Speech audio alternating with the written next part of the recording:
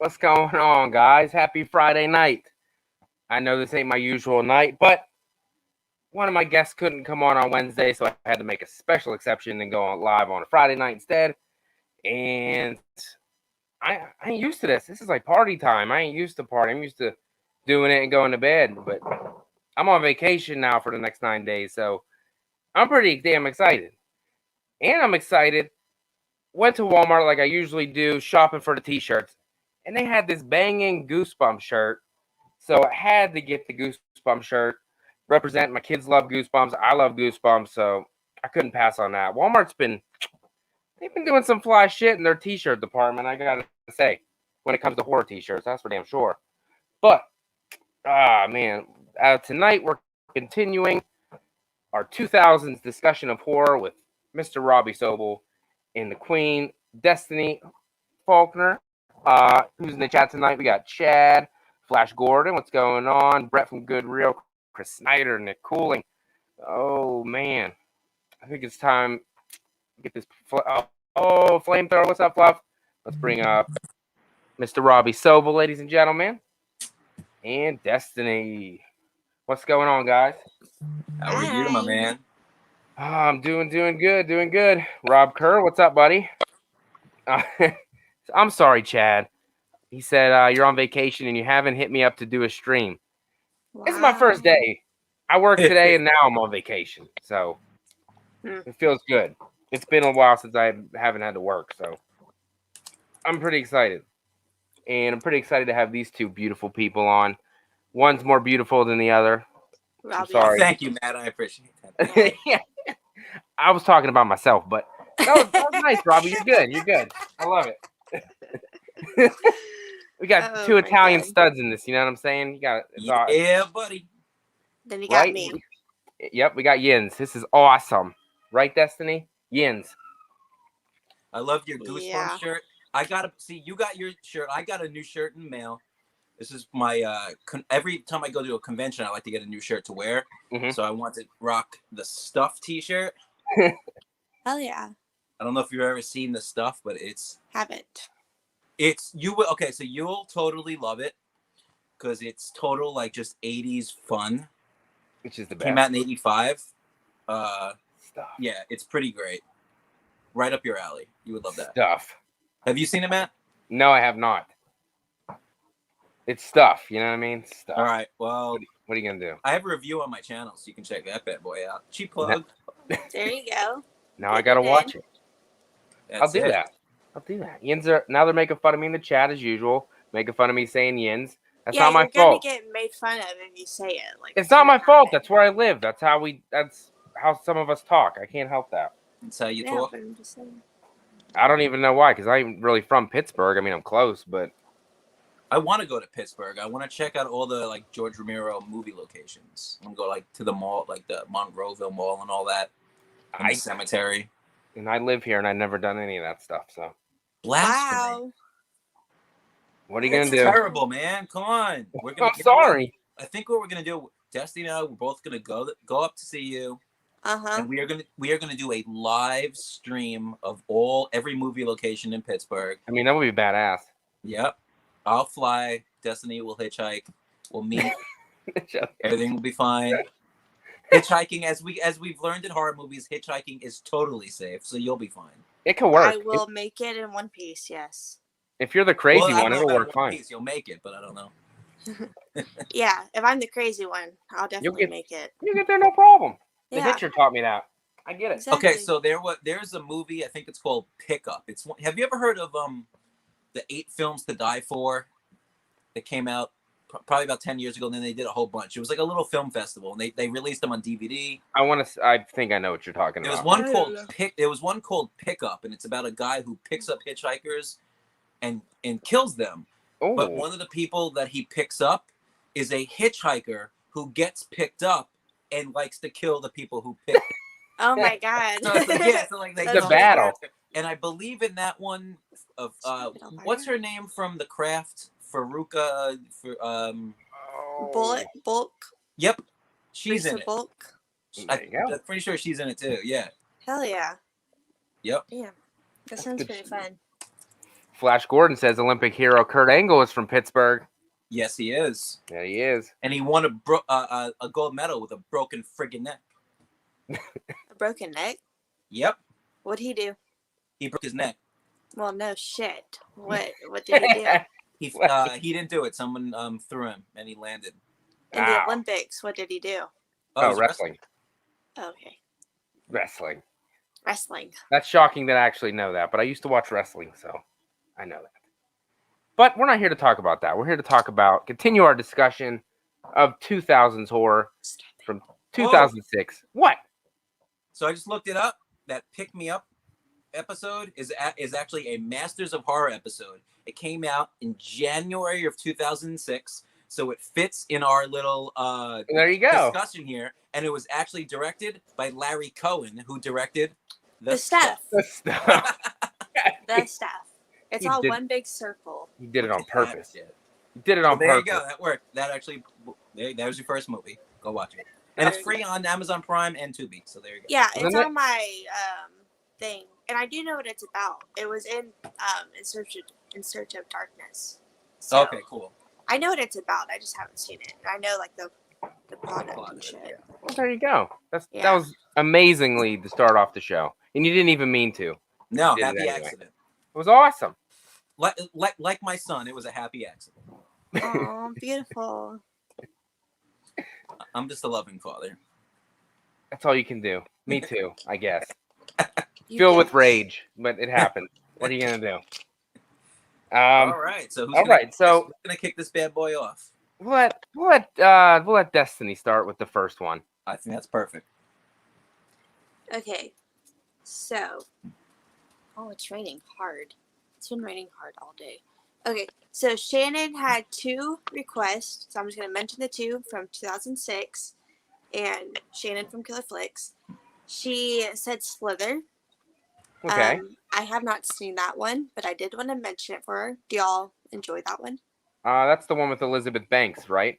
Am I mistaken? Slither? I think I've owned that for the better part of like 15 years, and it's. I haven't watched it. Yeah, wait, is Slither? No, wait, that's Splice. Oh. Yes, it's no, like Slither little is slug like things, big, like bugs or something. Okay. Yeah, they're like slug-looking things that get inside of you and like. I think it's more like a horror comedy. Is it? Oh. Yeah, kinda. I own that too. I haven't seen it in a very, very long time, but. It's, 2006. Elizabeth Banks. Yeah. Elizabeth Banks. I was right. Yep. There you go, Matt. I know something. I know. I'm proud. Thank you. Okay. Well, we didn't really have. And I just wanted to also mention Hatchet. I'm sure this is one we can actually put some. Yeah. Love it. Yeah. I love Hatchet. Hatchet's fun. Yeah, it's great. Has some crazy deaths. You know what would be great? You know what would be cool about that? If you ended up getting a bunch of people together and you just watched like an ultimate cut of those first 3, just because they all like the fourth one, it's kind of its own thing. Yeah. So those first 3 they're only about an hour and a half each, You just Yeah, something like that. Yep. And it can be like the ultimate Adam Green cut. Mm-hmm. Give us like 4.5 hours of Victor Crowley. That would be awesome because they're just so seamless. They just go together. It really is perfect. They do. Yeah. The first one's okay. I think the sequels are I like the sequels more than the original, which is not usual. Two's my favorite one. I like the third one. Third one. That's the one with Tyler Mane in it, if I'm not mistaken, right? That's the fourth one. Damn it! Derek Mears in the third one. Yeah. Yeah. There's a lot of people like that. Favorite. They have like it's like everybody. Caroline Williams. The guy who played Leatherface in like Texas Chainsaw 3 is in it. He's one of the guys who gets like who goes like looking for him. I think in part 2 in the swamp and dies. Pretty badass. It's just like a reunion of horror alumni, which is pretty sweet. That's I just rewatched them recently, and that's probably like my favorite thing about them. It's like I knew so many people in them. Yeah. Mm-hmm. So many. Which is so cool. Most of and Danielle Harris, of course, which she shows off. She shows off for like her dope side body tattoo in the police station bathroom. Yeah, when she's getting like showered off. Yeah. I wonder how much like a picture with her like in that would be at a convention. Just the shower. Just shower. Yeah, just a shower picture. Yeah, like you don't have to make it sound creepy like that. Just be like, oh, we just want to like replicate a scene from your movie, and I'll do a shower scene in one of the hatchets. It's fine. Take your clothes off. Yeah, that's normal. Okay? It's fine. We're all friends here. I know you. Yeah. Exactly. Hey, I remember you when you were 5 years old. That's not gross at all. Yeah, I see people say comments about that. I'm just like, like I used to think like I had a huge crush on her in Don't Tell Mom the Babysitter's Dead. Mm-hmm. Ooh. Like she was super cute in that because I was around the same age. She's only probably like 3 or 4 years older than me, I guess. I was gonna say, what is she, like 42-ish? Sounds about right. I think she's about 42. Can't be any older than that. No, she's a good-looking mom. MILF. Oh yeah. For show. Huge MILF, yeah. Yeah, definitely. So those were your two from Shannon. So you got something. What do you got coming from yourself? Okay, yeah. I'll throw. Okay. I'm gonna say Snakes on a Plane. I fucking love Snakes on a Plane. This was a movie I would watch every night for whenever I love a movie. It's like I really love it, and I have my phases. So I would watch Snakes on a Plane every day for probably about a year. I was about in 4th grade. I think my neighbors are arguing. I'm sorry. Everything about it I loved. I was scared of snakes, scared of flying, so I put those two together. Loved it. I loved the music, the characters, the fucking music video at the end of the movie. Yeah. So Snakes on a Plane. I was obsessed with this one. I've never seen it. I'm gonna side with Matt. I have the DVD. My mom actually got it for me maybe about 10 years ago, and she's continues to hammer home. You have to watch this movie. You have to watch Samuel L. Jackson, right? Well, yeah. Yes. Yeah. So I feel almost like yes. I think I'm gonna have to watch that movie.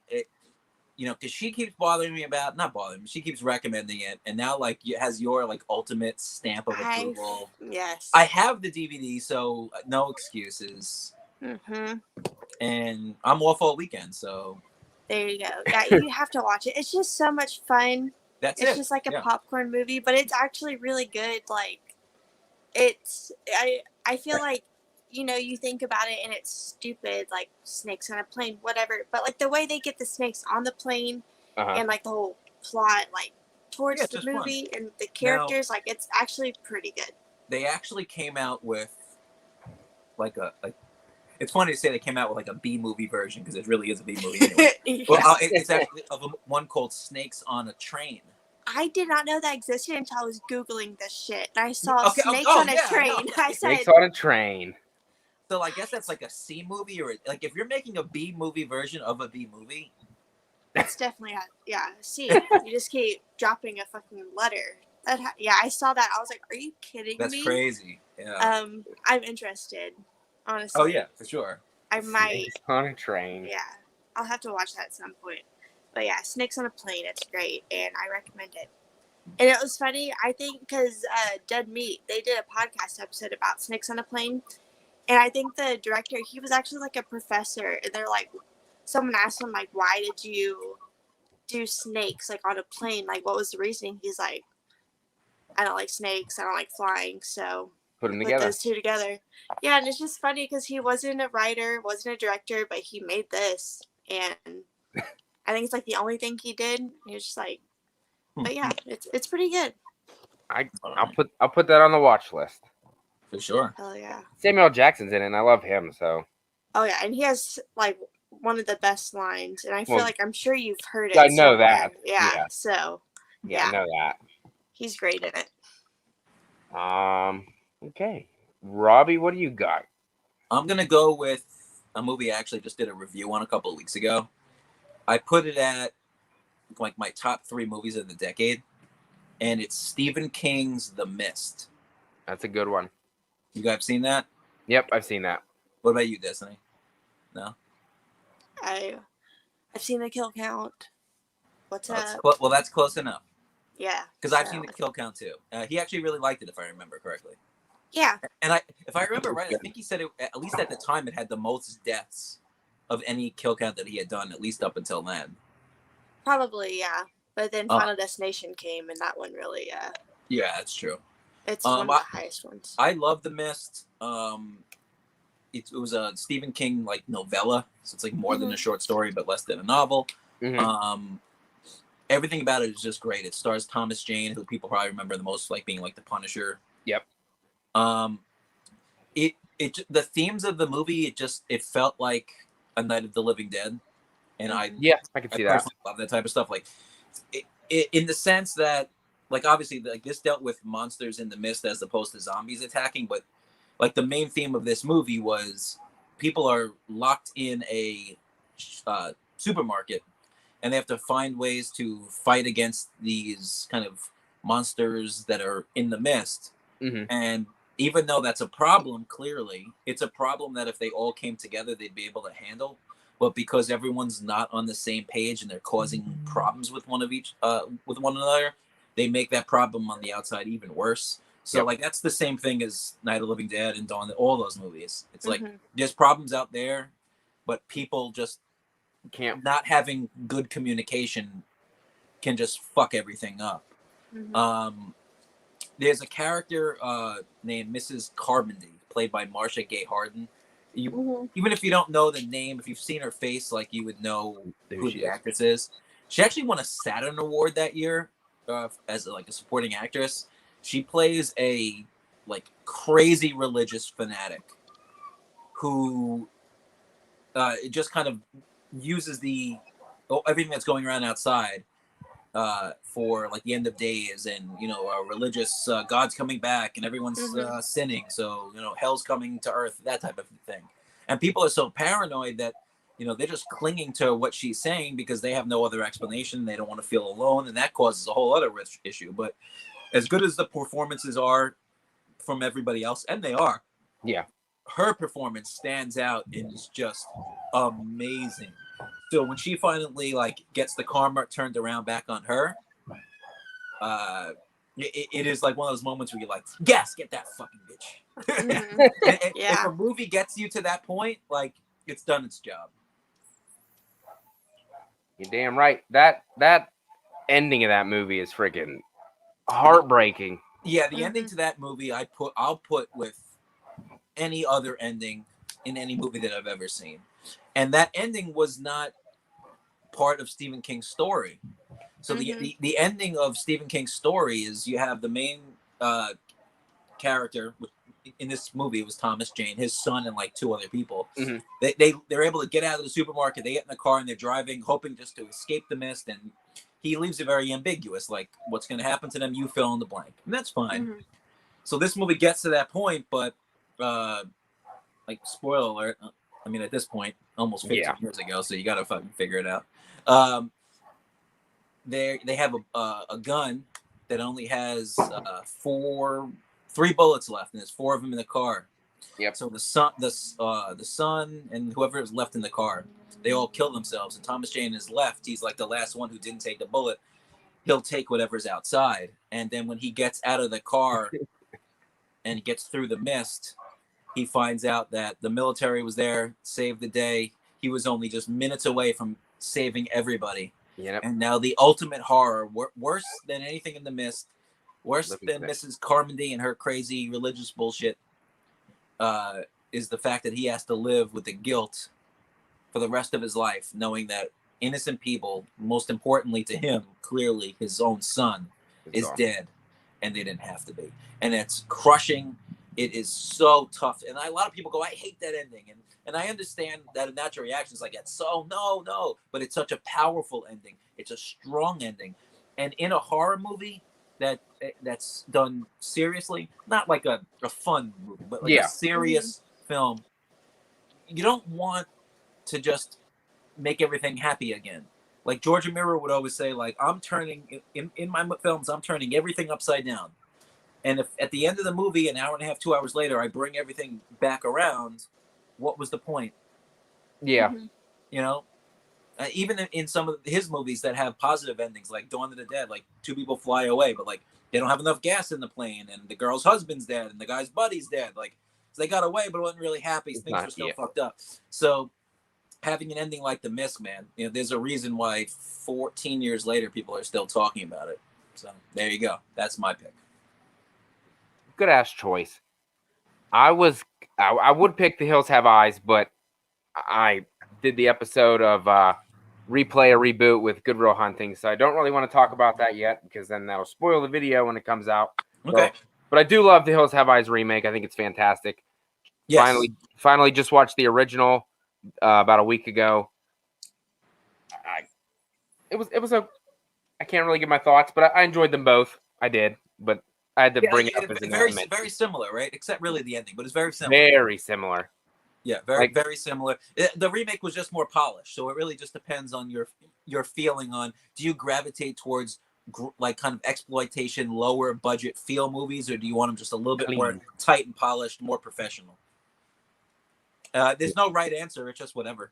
No, I was going to say, I know remakes are supposed to do their own thing, but this isn't one example where it did its own thing because it was pretty much identical to the damn original. Yeah, I think really just accept the last act. The last act was the only difference. Yeah, it's a big difference though. Yeah, it really is. It defines one of the characters more in the remake, I think, than it did in the original, but yeah, that's just the way I take it. What the hell do we got? A personal from 2006 for me, because it has personal meaning to me, would be the remake of The Omen. Okay. That was the first, me and my wife's first date was that movie. I don't know why I took her to see that movie. That kind of made me seem like a satanic person. Well, she's still with you, so I guess she's still with me, so I guess it was okay. But I actually really enjoyed it. I think I saw it twice in theaters for some. I don't know why I did, but I did. I like the original, but obviously I didn't grow up with the original, and I didn't see the original until after I've already seen the remake. Yeah. And Liev Schreiber, awesome as always. So anything he's in, I usually flock towards because he's like, and when he's in Scream, lights up the screen. He steals the show. He wasn't in Scream enough, I don't think. You have this? No, I want to get that though. It's only $35 at Walmart. That's it. Scream Factory box set for like $35. It was $34.95 or something like that. Damn. Got all the movies, even the TV movie, which was Omen 4. I did not know that was a TV movie. I had the previous set, but it was like the worst cardboard boxing. It was really terrible. So when I saw this, I was like, fuck it. I mean, the remake, from what I remember, the remake really is almost the exact same thing, isn't it? I'm pretty sure. Yeah. Yeah. I enjoy it though. I prefer that over The Exorcist. I know as terrible as that is. Who's the lady in it? The mom. Something Styles. Julia Stiles.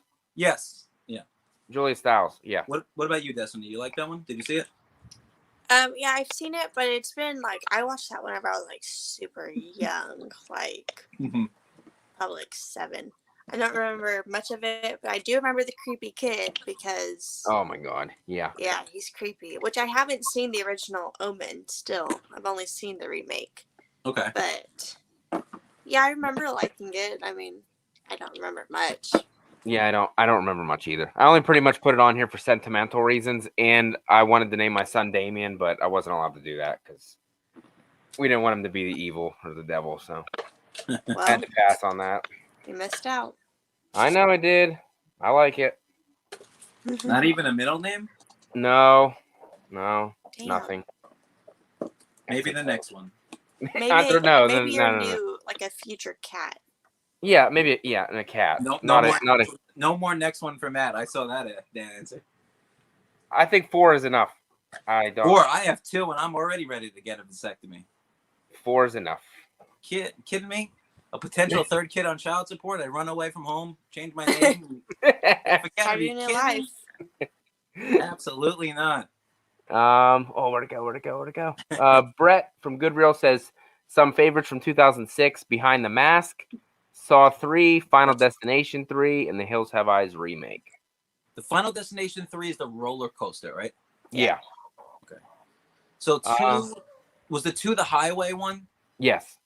Yeah. The log With truck. a log truck. Was 4 another plane one? It was a race car track. The race car one. Then what was okay. 5 is the bridge. Okay. So was 5 was the last one, right? Yeah. Is that the one that leads into the first one? Yeah. So 5 really is is just a prequel essentially. Wow. Yes. I haven't watched those in a long time. Now I have to do that. And was part 2 the one with the tanning bed? 3. 3. That was 3. Okay. Yeah. I almost didn't go tanning for 5 minutes after that, and then was like, no, forget it. I still have to go. I will never tan in a tanning bed. Hell no. You can rock like the white thing really well, like it works with you. Me, I just look like I have the flu. I can't do it. Yeah, I can't really imagine myself being tan. I've never been tan. I've always you you definitely have like the Wednesday Addams thing, and like it works really well for you. Thank you, because I used to. Well, I'm naturally blonde, and so I was like, oh, I'm blonde. I just need to get a good tan, but I could never tan, and I didn't want to go get a spray tan. But I hated being blonde and pale. Yeah, it doesn't work, right? So, yeah, it doesn't You work. gotta have you have the darker hair, and you can totally like pull it off well. So yeah, exactly. Well, thank you. I tried blonde hair once. I bleached my hair this summer going into 9th grade. No. Me too. No, not for you. I say Matt's done it too. No, like my dad looked at me, and there was some words that he called me. They weren't nice. I'm sure. No. Yeah. Weren't that good. I shaved my head completely once, like bicked it like with a regular razor completely. Ow. I feel like that didn't hurt. No, well, we shaved it kind of like this, like even a little lower, and then kind of, it wasn't like total Corey Feldman from Friday 4. You're sitting there. Who shaved with his little head patches faster than anybody in the history. Mm-hmm. Like the best review of that was Jason from Sinister Cinema, because he's a hairstylist, whatever. And I remember he talks about Friday 4, and he loves it's like his favorite like slasher film, whatever. And like during it, he's like, I gotta call bullshit because I do hair, and the way he cut and shaved his head down is totally like lie, like it's crazy. Oh yeah. So, yeah. There's But no way. Final Destination 3, good stuff. I really like that one. Miss Carter The whole says, franchise is pretty fun. yeah. I mean, don't take them too seriously. You can have a good time with them, no doubt. Yeah. The only one that's not that good is part 4, but even I can watch part 4 if I really need to watch just a shitty movie. Yeah. If I'm in the mood just to laugh at something really stupid, I'll put on Final Destination 4. Yeah. Yeah, so like some movies like that, you'll watch if like you're binging the franchise and you just want to kind of knock them all out. Mm-hmm. Yeah. But it's not really one you'll just throw on too often to watch. Nick Cooling says Stay Alive is pretty good from 2006. Yes. Is that a video game one or a computer one? Yes, it's a video game. Yes. That was one of my favorites to watch growing up at my dad's. I used to get the woman really freaked me out because I don't like ghost women. They scare me. So she always scared me. And then I remember the horse death with them being ran over by like the horse and carriage. Okay. I remember a lot of roses. I haven't seen it though, probably since I was 7, 8. So it's been a long ass time. That's the one with Frankie Muniz in it, right? Yeah. Okay. Yes. And what's her name? The Hitcher remake. What's her name? The Hitcher remake? Sophia Bush? Yeah, I'm pretty sure she's in it too. She's in some police show now. Chicago PD. Yeah, she's a 10 out of 10. Yeah. I saw Stay Alive, I think, one time. And I did not like it, and I never watched it again. Okay. But we all like our different things, so maybe I'll watch it again. Yeah. Probably not, but I mean, it's cheesy. if you like it, that's fine. You know, it's like... Oh, sounds getting defensive. There goes... Brett says someone say Sophia Bush. I know he's excited to watch the Hitcher remake. It's a good remake. I know. I just watched that yesterday. Speaking of that came out in 2006, I think. 7? Pretty sure. Did you guys ever see the original? Yes. No. I love the original. Original is great. The original is in my top 10. With Rutger Hauer and C. Thomas Howell from The Outsiders. Oh, yeah. Yes. Never seen it. It'll be here. I met him at a convention. I wish I would have got a picture. Because then I went and saw Ralph Macchio, who was also in The Outsiders. And he signed like a picture of all of them together. He signed like 2 Robby, Stay Gold, Pony Boy. Stay Golden Pony Boy. Yeah, he was actually really cool in person. We chatted up like my cousin Vinny also. It's like one of my favorites, and Karate Kid. He's a cool dude. He grew up actually about 15 minutes from where I lived in Long Island, so that was cool. That is cool. Nice guy. Yeah. I had a huge crush on him. 7th grade, that's when we read The Outsiders, so we watched the movie. Oh. And him and Harry Styles, they look a lot alike, especially in that movie. And I was a huge One Direction fan too, so I was like, oh, this is perfect. And so yeah, he looks awesome, so hot in The Hitcher. But he plays a really bad guy in Criminal Minds. Oh, I love Criminal Minds. Spoiler alert, I mean, he's the one that kills Hotch's wife. Oh, yeah. That's him. And so whenever I was watching it, I was like, you fucking asshole. I was like, I love you. But, yeah. Little side tangent. Criminal Minds. I love Criminal Minds. I fucking love Criminal Minds. Yeah. Then they canceled it. I mean, it went on for a fucking long time, though. I mean, it was time. You didn't have... You're losing your main every year cast. You want to fucking leave and go start your own show, and then you want to kick Hotchin off just because he got into a little tussle on set. The main damn guy. I know, right? I was like, y'all are ruining my life. I have pictures of me bawling my eyes out when Morgan left, like ugly crying, snot, mascara, double chin. Yeah, it was pretty hard for me. Not gonna lie. Morgan was a good dude. He was a good dude. Let me see. I don't know who's next. You or Robby? I don't know. All right, you got that whole list. Here's one. I do. All right, so here's one that we talked about last time, but then the sequel came out in the back half. It's Hostel 2. Not a fan? Not a fan. I couldn't tell you if I've seen it or not, honestly. I've seen it. But...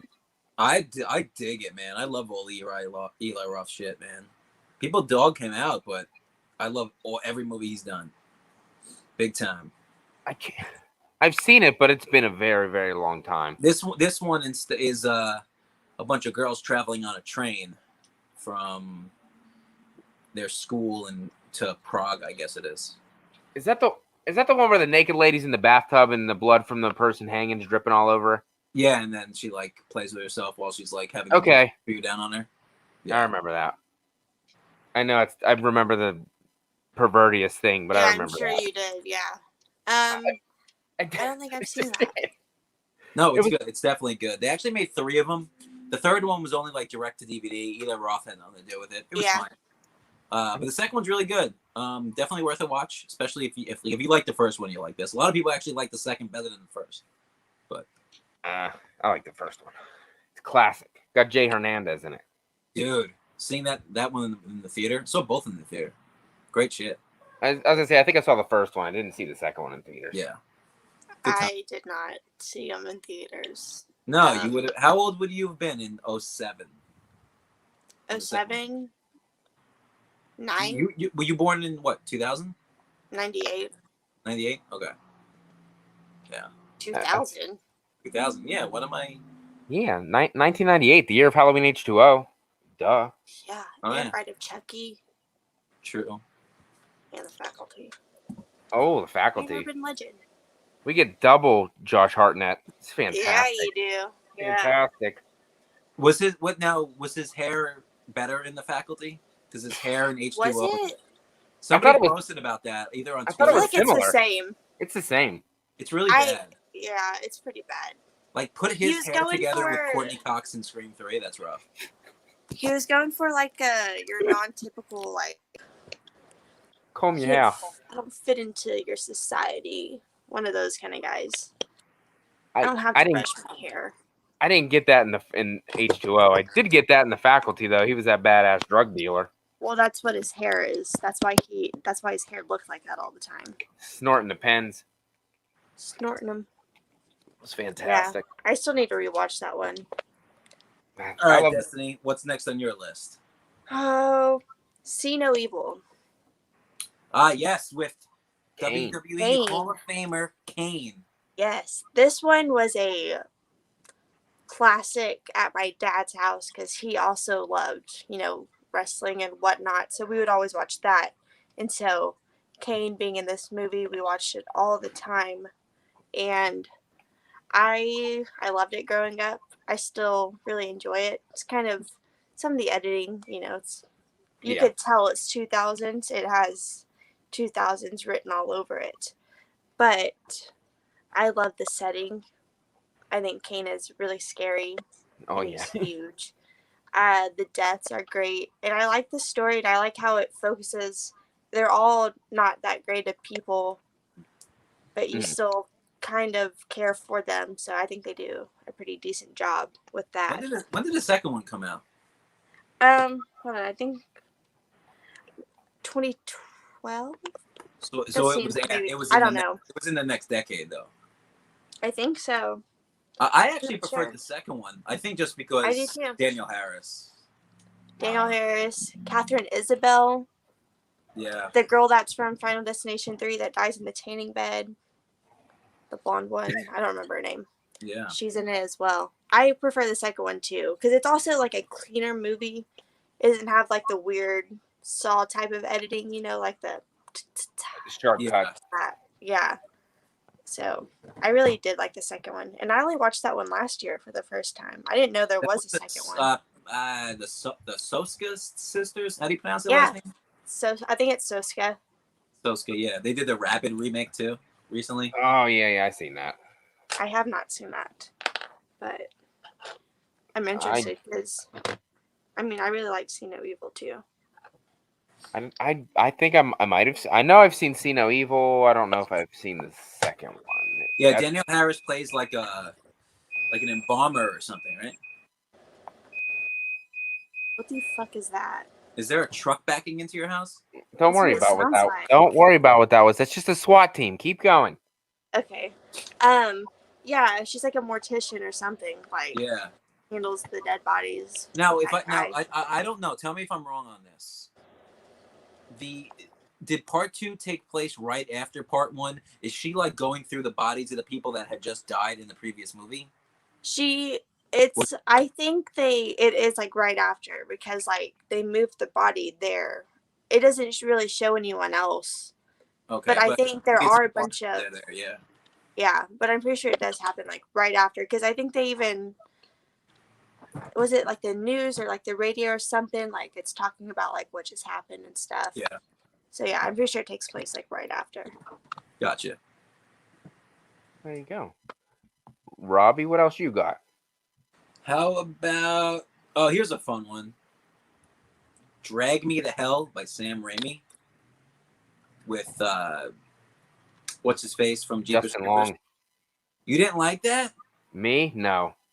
What the fuck, bro? Oh my but god, I had so much fun with it. I saw it one time when it came out and never watched it again. So I might like it. I didn't then.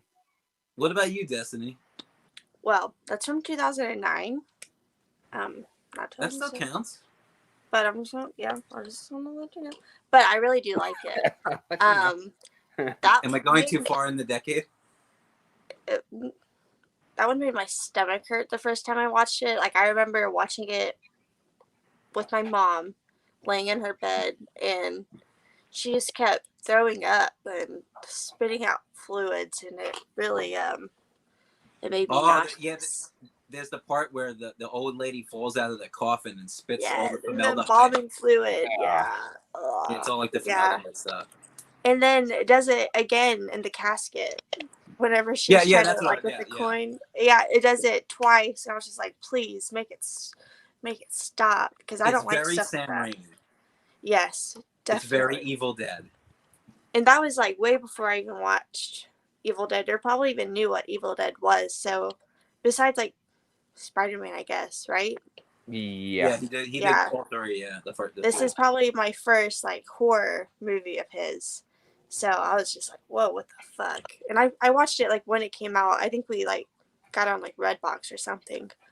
But I really like it. It's over the top. It's funny. Justin Long, he's great, even though he's not in it that much. I love when they go to meet his parents. Oh and my god, yes. She's starting to have all like these visuals, and it's an eyeball in the soup. In the fucking food, yeah. And then like she, at the same time trying to hold it together so she doesn't look crazy in front of the parents. Mm-hmm. And then the mom ends up really liking her. And the mom is being bitchy and like subtly calling her fat, or like how she used to be chubby and stuff. I was like, damn. Yeah. Savage. Bitch. So, all right. Well, that's 2-1 here for Drag Me to Hell. I've been wanting to rewatch it. What about you? You pull the next movie out here. Well, first I want to say hello to the Slaughtered Lamb podcast, which obviously I love. If you haven't listened to them, definitely check them out. They're badass. Just watched their Cooler Cruel Summer episode today. It was amazing. Had a really good time listening to that. Herbert, he said, I love the parking garage fight in Drag Me to Hell. Oh, yeah. Yeah, and she starts gumming her. Yeah. Yeah. That's some great. She took a lot of abuse in that movie, and that's another. We talked about with the Mist earlier having an ending that wasn't so happy. This is a movie that does not have a happy ending at all, but I think it works well. I mean, she really wasn't a good person. I don't think she was that bad of a person. I don't think she was that bad. It's her boss's fault.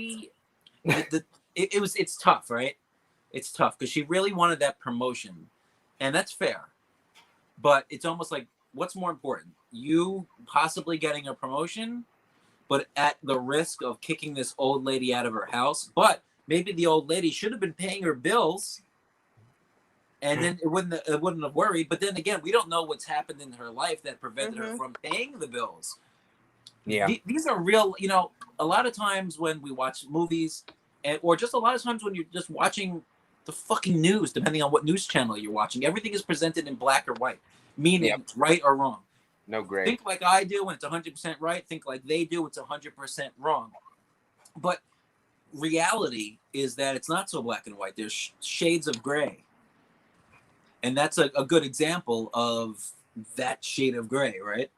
Yep. So was she a good person? I could take one side, you can take another side, and we can both make equally as compelling cases for the argument. Good points. All good points. I have to rewatch it. Maybe I'll like it again and come around to be like you guys. But knowing the way I am, probably not. But I'll give it a shot. We'll give it a shot. So for my pick, I'm going to go with one in my favorite horror franchise, obviously from 2007, Rob Zombie's Halloween. Obviously, when I heard that we were going to get another remake to Halloween, obviously, I was jacked because I love Michael Myers, love seeing him on the big screen, and I was excited to see where Rob Zombie was going to take it. When I walked out of the theater, I was in love with it. I loved every minute of it.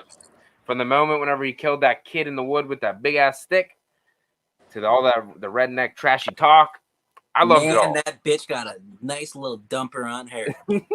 You love every line of that movie, I'm sure. When I first watched it, I kind of did. But oh yeah, I think that line's hilarious because of the context of the character. He's so over the top and ridiculous. Yeah, but as I got older and rewatched it, obviously, like most people, the first part of the movie I don't really give a shit about. Yeah. I kind of just want to get to the sanitarium stuff with Myers and Loomis, and then get to the rehashing of the old shit, just done way more brutal. Which it's the last hour is basically the original movie crammed into an hour and just bloodier, and it's more intense. Yeah, pretty much. So I don't hate it. I would say for Halloween, middle of the pack for me. I mean, I'll watch it if it's on TV, but if I'm going to watch a Halloween movie, it's not going to be one that I'm going to go grab to watch. But I can still have a good time with it if I do pop it in after I get past the first part of it anyway. First one's solid. I love the second one. I think the second one's freaking fantastic for a lot of reasons.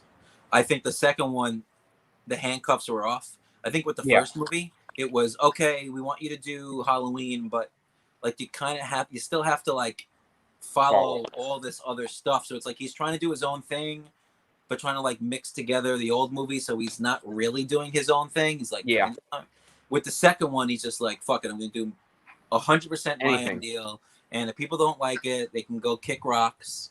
Why does Michael have a beard? Why is he talking? He didn't do that before. Well, okay, this is a different universe. Like, get the fuck over it. I never got that argument. It's like, well, Myers never talked before. Okay, maybe that argument would hold water if this was part 6 or 7 or 8, and it was all within the same canon. Yeah, and then he talks. This Rob Zombie universe, those other movies, whether you like it or not, don't exist. They're gone. This is totally different, and I'm happy it's totally different because as much as I like all the Halloween movies, fuck, I got the thorn symbol on my goddamn wrist. Obviously, I love all of them, but how many more are we gonna get of the same shit and of the mangled story? It's become so unorganized, a franchise, that they have choose your own adventures, which is kind of cool in a way where you can kind of just pick your own storyline. But I like the fact that he just said, okay, I'm taking a couple of these characters, the names of the characters, but they're not the same fucking characters at all. Like Laurie in those movies is not the same Laurie. No. Stop comparing. I hate when people compare it. I don't mean to go on a rant here, but just pisses me off, clearly. And part 2, his second one, which is 2009, so that's still counts. Out of all these movies, and we've had, 11 movies now in the Halloween franchise? 8. Or 9, are we going into 11 now? This will be 12. Kills the new one 12. will be 12, right? Yeah. Okay, so far we've had 11. And I would say that the Sheriff Brackett, the Brad Dourif scene where he finds Annie, Danielle Harris, dead, his reaction, that whole scene is so uncomfortable and jarring. His performance in that is probably, if it's not the best acting performance of the entire franchise, it has to at minimum be in the discussion because there's so much emotion there. And it was just so strong and well done. Yeah, I agree with that. That even if you don't like the movie, I think you at least have to praise that aspect of it. Yep, I don't like the movie, but I do like that. That, like you said, is probably one of the best acted scenes out of the whole franchise, no doubt. It gets you every time. They don't show the kill, and they did it the right way, and I appreciated that. So I'll give it that. I know Destiny loves that movie. Yeah, I love Rob Zombie's Halloween's.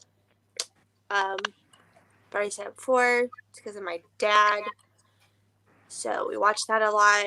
And that's something also that kind of sucks is I hold this movie so highly because of him.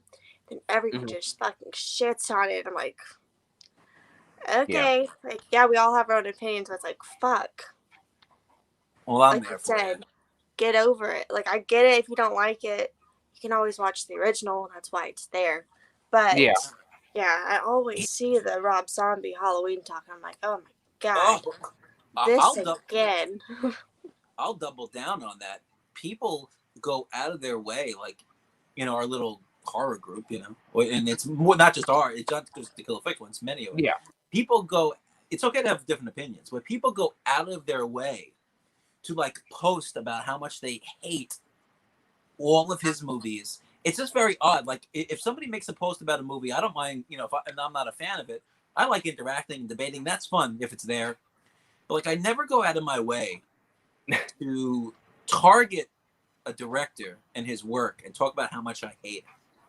It's very odd, and I don't know why people do that for him.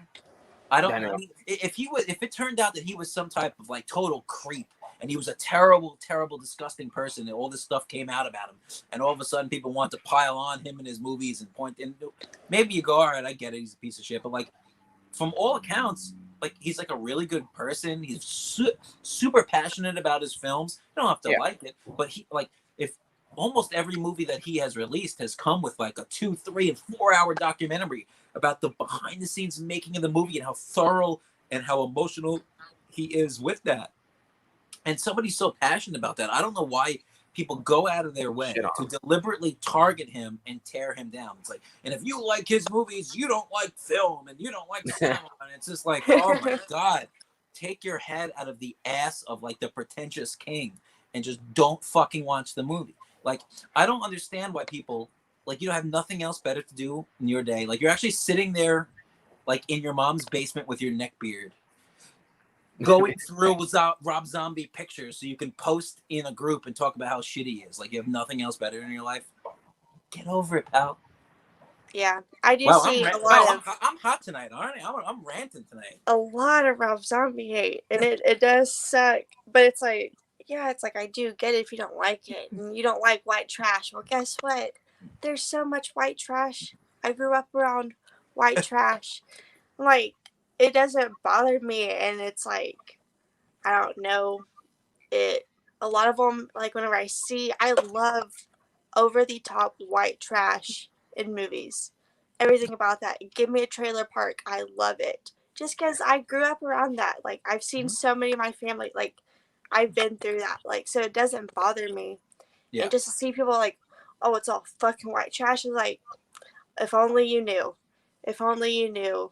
Yeah. That I grew up not necessarily white trash. I was never like drinking beer at 5. But also, and no one in my family was hitting on my sister. But, you know, it's like, it's not that level white trash. But I grew up in similar situations like that. And it's just kind of like, there's white trash. There's real white trash. And just because you haven't lived in it, you don't know. And it can be that over the top. And people are like that. People are like Ronnie. No matter how over the top he is, he's like funny when he does it. But there's you do have your fucking deadbeat alcoholic mom's boyfriend sitting on the couch over there. Like, that stuff is real, whether you like it or not. 100% agree.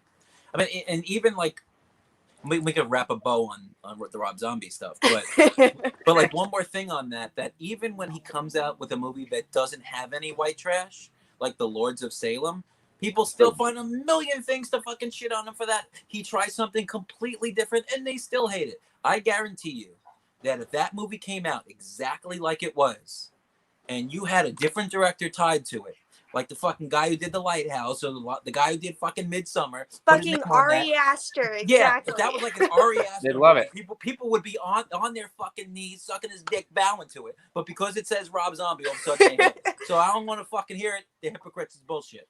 but I love everyone. That's a new experiment that Rob Zombie needs. He needs to like get. He needs a new pseudonym. He needs like a pseudonym. Yes, and try that and see if there's any sort of difference. Because I agree. The weird part with Lords of Salem isn't until like the very end. But I mean, it's a fucking occult movie. Like, yeah, there's gonna be weird and shit. It looks awesome. Like the cinematography. It's beautiful. There's shots in there that were like actually unsettling and creepy. The hallway shots, and you're just lingering on. I know I've been looking at it this whole time. I thought Lords of Salem was great, and you're right. There's no trash. There's like drug addiction.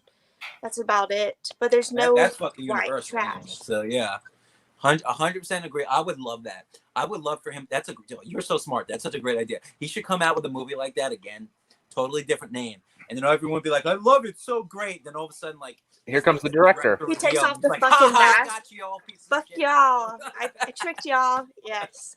Rob Zombie, if you're watching. You know, it would be amazing, like if it was like a Scooby Doo thing. He came out, he like really was like, exactly.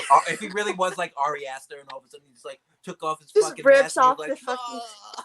Yeah, I'm sure he can do that. I mean, you see, like Toronto Freddy, he has that Freddy mask that's like skin, oh yeah, like it adheres to the like shape of your face. So. Oh, that would be so good. He needs to do it.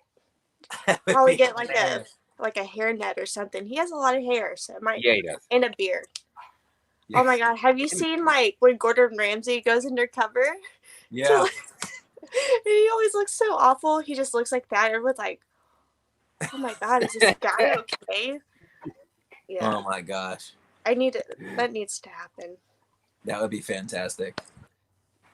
I'm the one out of place here because Yin's like his movies and I hate them all. Yin's like his movies. See, and then you hate on me for being different because I don't like them. I'm not hating on you. I'm just making fun. I just don't go about it in a rude way like other people. I don't like them. I don't watch them. You don't have to like it. That's fine. But there are. It's cool not to like it. But some people are just like, we're talking about a lot of people who are just. They go out of the way. Yeah, and that's what. Oh my! And like, I'm in a Halloween page, like a Halloween group. Yeah. Same thing with Halloween 3. I see like 10 fucking posts a day. There's no Michael Myers in Halloween 3. Why is he a part of the franchise? It should have been called its own, but it's not. And it's there. And it's always going to be there. And it's never going to have Michael except for I like it. A little bit, like that little bit on the TV. It doesn't live. It's a lot of fun. Exactly. It doesn't live in the Michael Myers universe. It lives in its own universe where Halloween exists within it. So just watch the movie. Or don't watch it. It's a fun movie. I know. It's just frustrating. It's like, we know Michael's not in it. Everyone knows. Just don't watch it. Like, you don't have to sit there and attack and say it's a bad movie because Michael Myers isn't in it. Just don't watch it. I agree. Lame.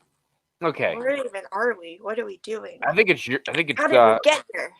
Well, I got us there. You're the one. I started it, but I said the least amount of stuff. So. All right, you just got us freaking heated over here. Here's one. I hope you guys have seen it. Uh-oh. It came out in 2007. Have you ever seen the movie Teeth? No. With the vagina. I want to say yes. So, this movie is basically about a girl who's got a vagina, like all girls do. But this is a very special. This is a very special vagina that when she's with a guy sexually, who she doesn't fully feel 100% comfortable with, her vagina turns into having teeth. So, and you don't realize this at first. It's like a couple of guys she goes to have sex with her, or they take advantage of her. Not sexual assault. It's different. Yeah. And they, are kind of attacked. Then she's with this one guy who she likes, and she's sleeping with him, and nothing bad is happening. And you're thinking, wow, it's interesting. And if my memory serves me correct, while they're together, he's on top of her, he gets a phone call. And while he's still in there, he gets on the phone and goes, "Oh yeah, I'm with her right now. I'm banging her."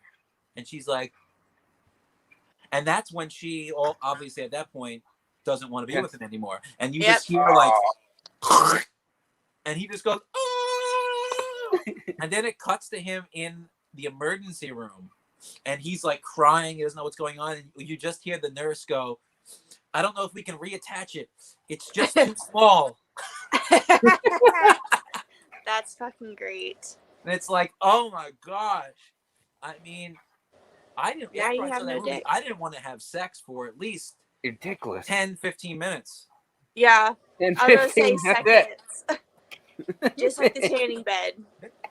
You know. An A little absolutely time. ridiculous movie with a ridiculous premise. So over the top, but it's. I mean, you got to check it out if you get a chance because it's so stupid, but it's fun.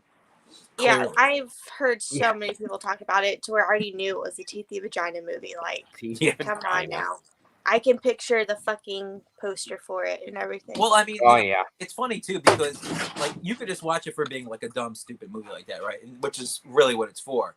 Mhm. But like, if you kind of like me, always digging deeper into shit, it's really just kind of like a metaphor for you don't force a woman or a guy, I guess in this case, obviously a woman, into doing anything they don't want to do, because at the end of the day, karma's going to come back on you. Never force a woman into anything, especially when it comes to anything sexual. yeah. And it's a humorous way, I guess, to tell that story. Mm-hmm. But as you know, however we can get that theme and get that mindset to people, however we can get that point across, even if one of those ways is through a teeth vagina movie, then go for it. Yeah, that's what I've heard. No means no. That's it. Yeah. That's the fucking point of the movie. I've heard it's like a feminist movie, but in a way. Yeah. Where like Slumber Party Massacre, it's feminist, but it's not Black Christmas 2019. Like. Yeah, that was terrible. That's too much. Men, no, it's not like that. It's a way to where, because I feel like you say something and then most people fucking react like, oh, but if you just kind of feed it to them, yeah, a little metaphor in there, people won't fucking run away. Exactly. There's a way to, it's just like there's a way to get your kids to eat food, but if you just fucking shove the broccoli down their face, they're not going to want it. Mm-hmm. Exactly. Good point. I think that is actually a real condition, though, I think women have. I swear I looked it up. I'm not talking about teeth that close and eat your dick off, but... Is there... Now, let me ask you this, Matt. Who is your favorite... Who is like your celebrity crush? Do you have one? Currently, right now? Like I have like a Danielle Harris for me. Not like back in the day, like Grace Kelly. Like if I pick like an old time. Back in the day, it would be Jennifer Love Hewitt. Okay, so let me ask you this: prime Jennifer Love Hewitt. Pick from any era, it doesn't matter. If there was a chance she had a teeth vagina, would it be worth the risk? Oh, be a man. It's fine. Yeah.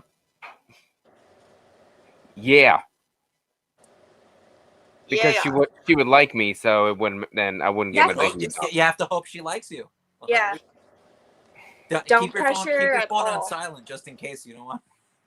Yeah, don't take a phone call during sex. I mean, I would never do that anyway. That's weird.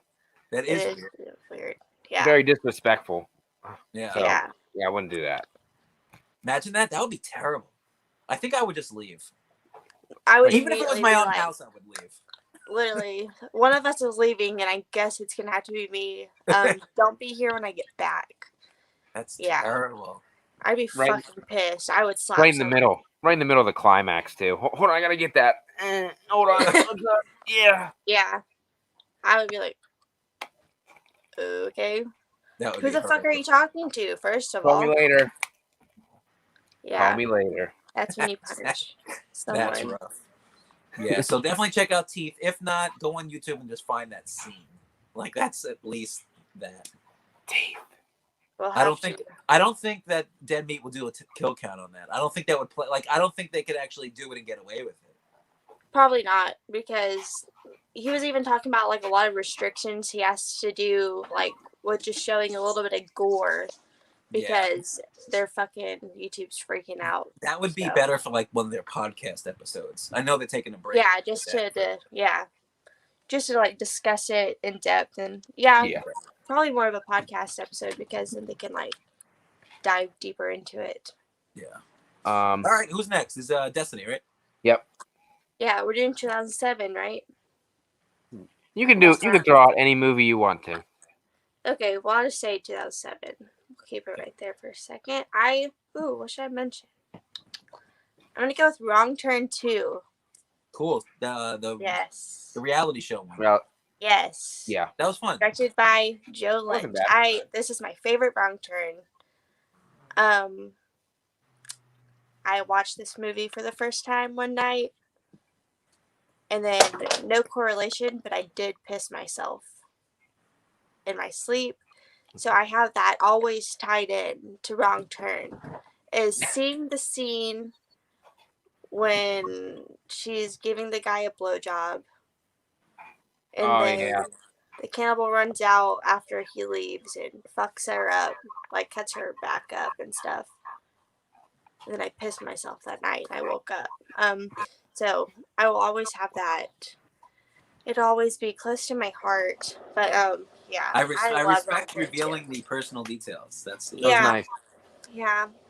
It was 4th grade too, so I was pretty old. And it was my first time in years. Wow. Wow. But it was like, I can't top that. So. You know, whenever you're dreaming.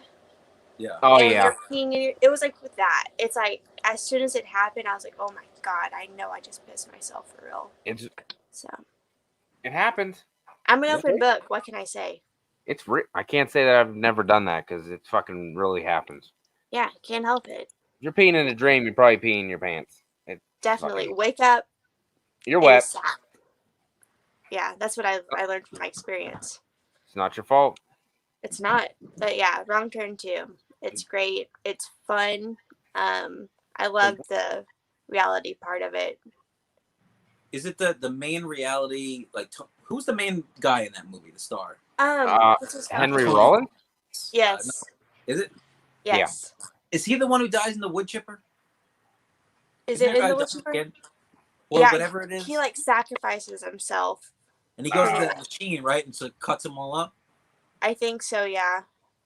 I want to say, yeah. Yeah. I haven't. I've seen it. It's been a while. But I don't know why I knew that was Henry Rollins. Yeah, that's the best sequel, for sure. Agreed. What do we got? Brett Goodreal says Trick or Treat. I appreciate Chris introducing to me that last October. That's a good anthology movie. Yeah. Trick or Treat is great. Flash Gordon says All the Boys Love Mandy Lane. Anybody? I've heard of it, but I've never seen it. Definitely, but that's tough now too. Some people probably won't want to watch that movie anymore. It's an interesting one.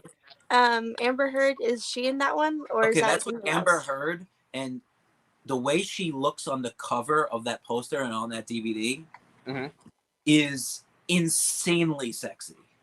Like, I remember seeing that cover and instantly saying to myself, I don't even care the quality of the movie. She just looks so fucking good that I want to own it. Like, she looks so good in that. It's insane. Disgustingly insane. What is I wouldn't want to date someone who looks like that. I wouldn't be able to deal with it. Too hot. No, I wouldn't recommend her either, so. I know, she pooped on my bed. I can't believe she did that to poor Johnny Depp. I was gonna say she fucked up Johnny Depp, didn't she? Yes, his whole career is going to shit because of her. Yeah. That's another thing. I mean, this will come later, 2009. The Stepfather remake. I fucking love that movie. I love the Stepfather remake. It was like, I would watch that movie, start it, finish it, start it again right after. I don't know. I was obsessed with it again. Who's the guy? Who's the one who plays Penn Badgley. Wait, who? He's not the stepfather. He's like the kid. Yeah, that's what I mean. Yeah, the kid. Oh yeah, he's hot. Have you ever seen the original one? No, but they just added it to Shudder, so. Yes. Whoa, that one's the fucking shit. Yeah, I remember we actually talked about that whenever I first joined Killer Flicks, I think. Mm-hmm. Yeah. Yeah, that's really good. The first two are actually really good, but the first one He's so good. He's the main star in like the Lost TV show, Terry Quinn or Terry O'Quinn. It's a good flick. The whole premise is very scary because you're letting somebody into your home, and you have to be very close to you. And then of course, like, you know, the mom is just so happy to have a new father figure and a new lover, and it's almost like hard for her to believe that he would do anything bad. And he's so charming, and it's like, am I gonna believe my kid? Maybe they're just bitter because their real dad's not here. Whatever, right? Yep. And it's just like you could play with that a lot. That's a very scary theme just on the surface. Like you could twist it that way. So yeah, good stuff. Because that's something that could really happen, obviously, in any normal American household. That could happen. You don't know. You don't know somebody. You think you know somebody, and then they totally flip a 180 on you. Yep, absolutely. I've seen the remake. I've never seen the original. I don't remember the remake very well, but I know I've seen it. Chase Moser, what's going on, buddy? Hi, Chase. I got one from 2009, another remake. I know we're skipping around Destiny. I know. I'm gonna go with The Last House on the Left, the remake. Yes, I saw the remake.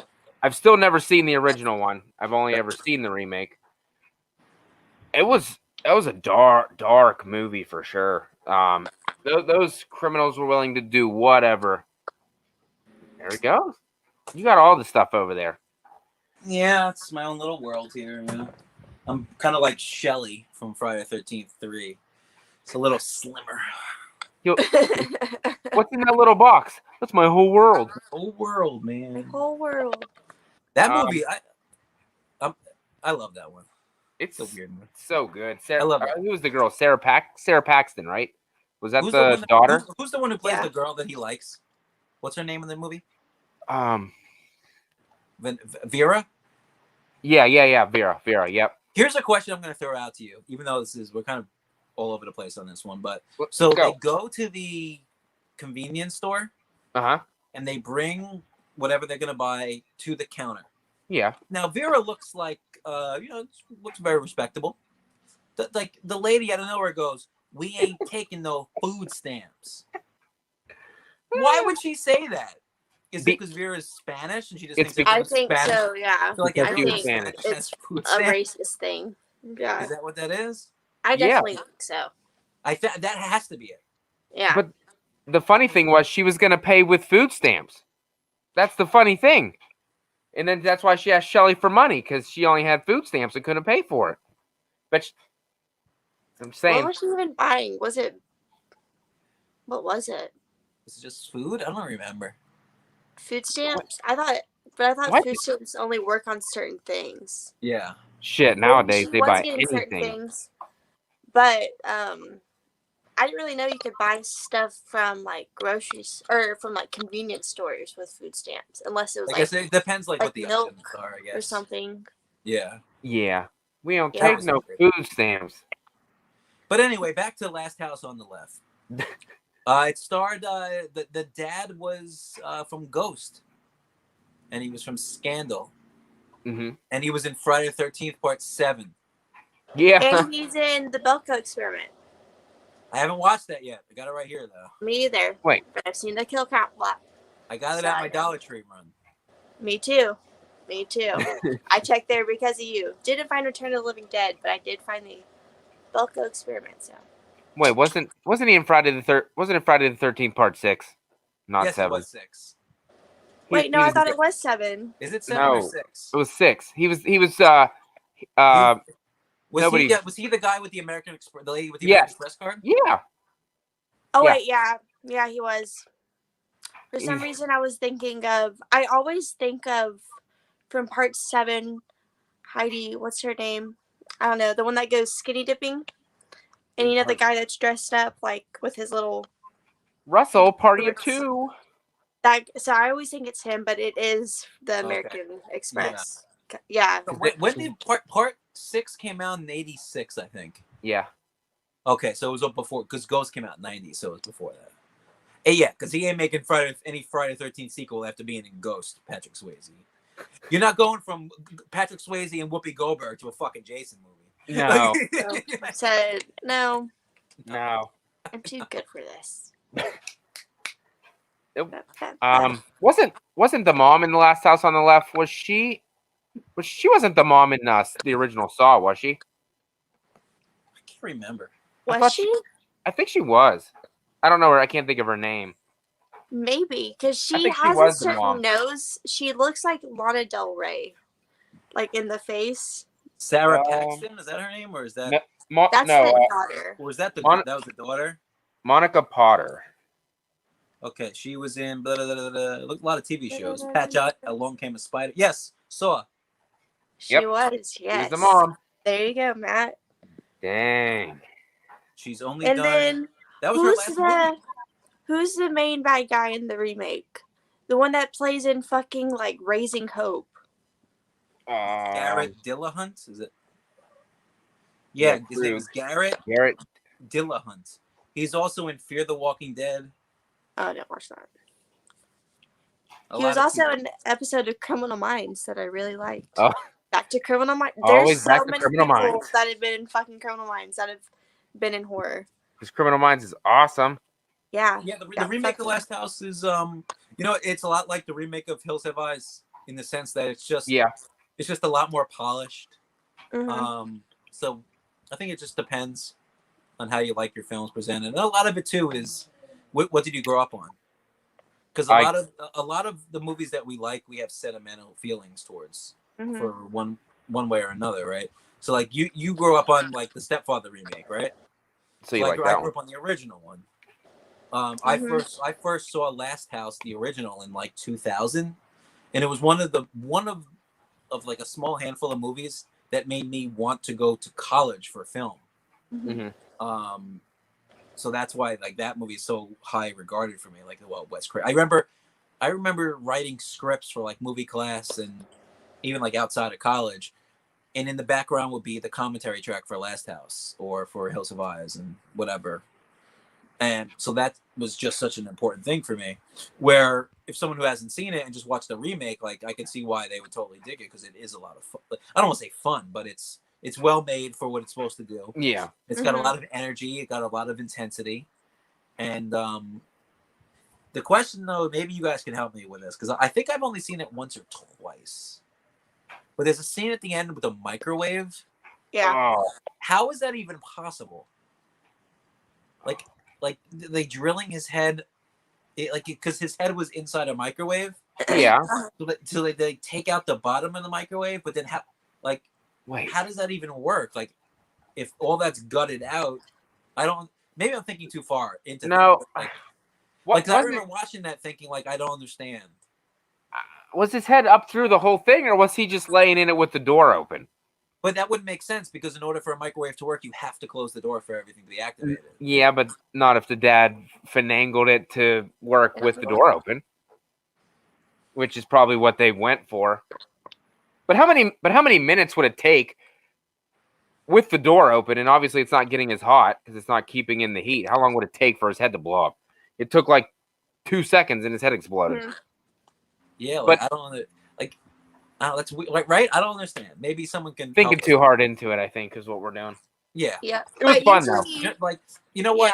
Yeah. If you're enjoying the movie at that point, who cares? It's like Jaws. You don't give a fuck. It's like Jaws. Like Peter Benchley, the guy who wrote Jaws, was really upset with Spielberg for making the ending where the shark has the fucking tank in his mouth and blows up. Oh yeah. That's ridiculous. It's not possible. And Spielberg just said, "Listen, if I have the audience for 2 hours, they'll believe everything I say in the last 5 minutes." Mm-hmm. Who gives a shit? That's a good point. So there you go. Fuck it. Yeah. Usually, though, when people talk about that, I do hear people have problems with the very end, that scene. But maybe it's just because, he's shitty. They've been, like, going at it for a while, and this is just, like, just a way to get it done and over with, but still pretty torturous, I guess. I don't know. Yeah, I'm trying. Some of the deaths in that I can't remember. Like, I feel like I'm mixing up like some of the deaths in Last House with the remake of I Spit on Your Grave, which is another one that is like that takes Last House to another level of craziness, just like the original one did. Like, Like those deaths are killer, man. Have you seen any of those I Spit on Your Grave movies? I want to, but I haven't. What? Wait, I've seen the remake, and I watched all of the worst parts of the original, and then I was like, I can't do this anymore because it was on YouTube. This was like 5 years ago. Okay, like this, it's just rough because it's almost like you watch some of these deaths, and the people that are dying are fucking terrible people, like raping women and loving it and what like that's really just kind of like scum of the earth type of feel, you know. But then, like, you're watching them get killed in it. But even though you hate them and you want to see them get, taken out, the way they're taken out, it's like in the original one, like in the original, she gets like the main rapist in a bathtub with her, and she's kind of kissing him, and he's like, fuck, and he's like, he gets to the point where he's like fully ready to go, and then she just slices his dick off, gets out of the bathtub, locks him in the bathroom to bleed out and die. It was dick. Yeah. And then she like one of the guys who's part of the group is, how can I say it to be? He was mentally challenged. Am I allowed to say that? You can say that. Okay, I think that's okay. So during like when this whole group is raping this girl, they kind of almost force him to do it, like he doesn't want to, but he can't. He just can't go. Yeah. Can't get it up. So later on in the movie, she's with him again, and he's finally, it's just him and the girl. He feels like she wants to, and he's so excited. He's finally going to do it. And like 30 seconds later, he's ready to finish. And literally the moment that he finishes, she puts a noose around his neck, pulls it, and hangs him with his wiener flapping out and finishing with the pants around his ankles and hung on the and you're like he's a terrible, like, bad person, but he's also like, not like, I think that one is definitely a little bit harder because it's like, because it's like they took advantage of him. Like, if it wasn't for that big group, he wouldn't have been around sexually assaulting women. No, he was definitely influenced, but also I think for her, like, it's get rid of all of them. It doesn't matter. Like, at that point, you're still a part of it. Yeah. Yeah. That black and white right there. No gray. Exactly. No gray. Yeah. No. The ending of the I don't remember the ending of the remake, but the ending of the original is so fucking badass. Where like she kills the last guy with like on a fucking speedboat, like his face goes in the motor, and if I remember right, she's like speeding down the speedboat, and I think she's like holding up a hatchet, and she's just like I am woman, hear me roar, and it just fucking cuts. Yeah, I do want to watch it. I need to finish it from wherever I left off. It was just like, it's a tough especially movie. I was probably like maybe like 15. I was like, oh my god, like it just won't stop. And I was like, please just make it stop. So I was just like, maybe I shouldn't watch this. Movies like that are not for everyone. Last House, in the remake that we're talking about, like it has an audience. It's not for everyone. If people don't want to watch it or can't, I totally get it. Definitely. But I really like the Last House on the Left remake. I've seen that one a few times now. It did a nice job. I feel like that one's not that hard for me to get through. Yeah. Like, the scenes are still awful, but they don't necessarily linger, and you don't see a lot. You see Sarah Paxton's like reaction for the most part. The original is a lot more rough and gritty. Yeah, and the same thing with the original. I watched probably like the first half of the original, and It's tough. And I had to turn it, especially because like I was like at my house, and I'm like, what if my mom walks in? Like, I can't. She's not gonna understand what the fuck I'm watching. So maybe now I can watch it alone without being worried. Yeah, it's not what you want someone to walk in on. No. No. I think Flash Gordon wants somebody to talk about the Prom Night remake. I will talk about it. It's fine. That's what Brittany Snow. I will. Yeah, Brittany Snow. Yes. It's cute. I love the Prom Night remake. Again, I grew up watching this. It was anytime I was just kind of, oh my god, everyone's being so loud today. Anytime I just wanted to watch a movie, I would put on Prom Night remake. It's one of those, a lot of these movies, it's like I didn't know it was a remake. I didn't know The Hitcher was a remake. I didn't know The Stepfather was a remake. I didn't know Prom Night was a remake. So I liked it, especially being, I don't know, 10, 11, and then growing up, like, it being PG-13, not super gory, it didn't bother me. Like, I didn't care. Yeah. And a lot of that stuff, I didn't care, and then I realized how, like, big of it, like, a deal it is for people if there's not, like, a lot of gore. So I always liked it, especially being a younger girl and then a teenage girl throughout high school. I could put myself in her shoes and be like, oh, yeah, that would be terrifying to have someone obsessed with you, especially a teacher, and then kills your family. I think that has a great opening when she's hiding under the bed, watching her mom get killed, and her mom sees her. Like, that's a great opening to start the movie. But I love it. And I know a lot of people hate it, and I get that because it's one of those movies where it just takes the name and does something completely different. Doesn't even anything besides like one line that's used in all the Prom Night movies. But well, you know, the thing is, all right, so obviously like I'm a super fan of old movies, and it's kind of my thing, whatever. But I think there's a lot of times that we hold up a lot of older movies as time has gone on a little higher than they should be. The original Prom Night is fine. Not good. It's slow, and it's kind of boring, and it's not one I ever want to throw in. When I bought the Blu-ray, I had watched it a long, long time ago, and then I bought the Blu-ray from whatever it was, Scream Factory, and I watched it and go, no, this is not some great movie. No. No.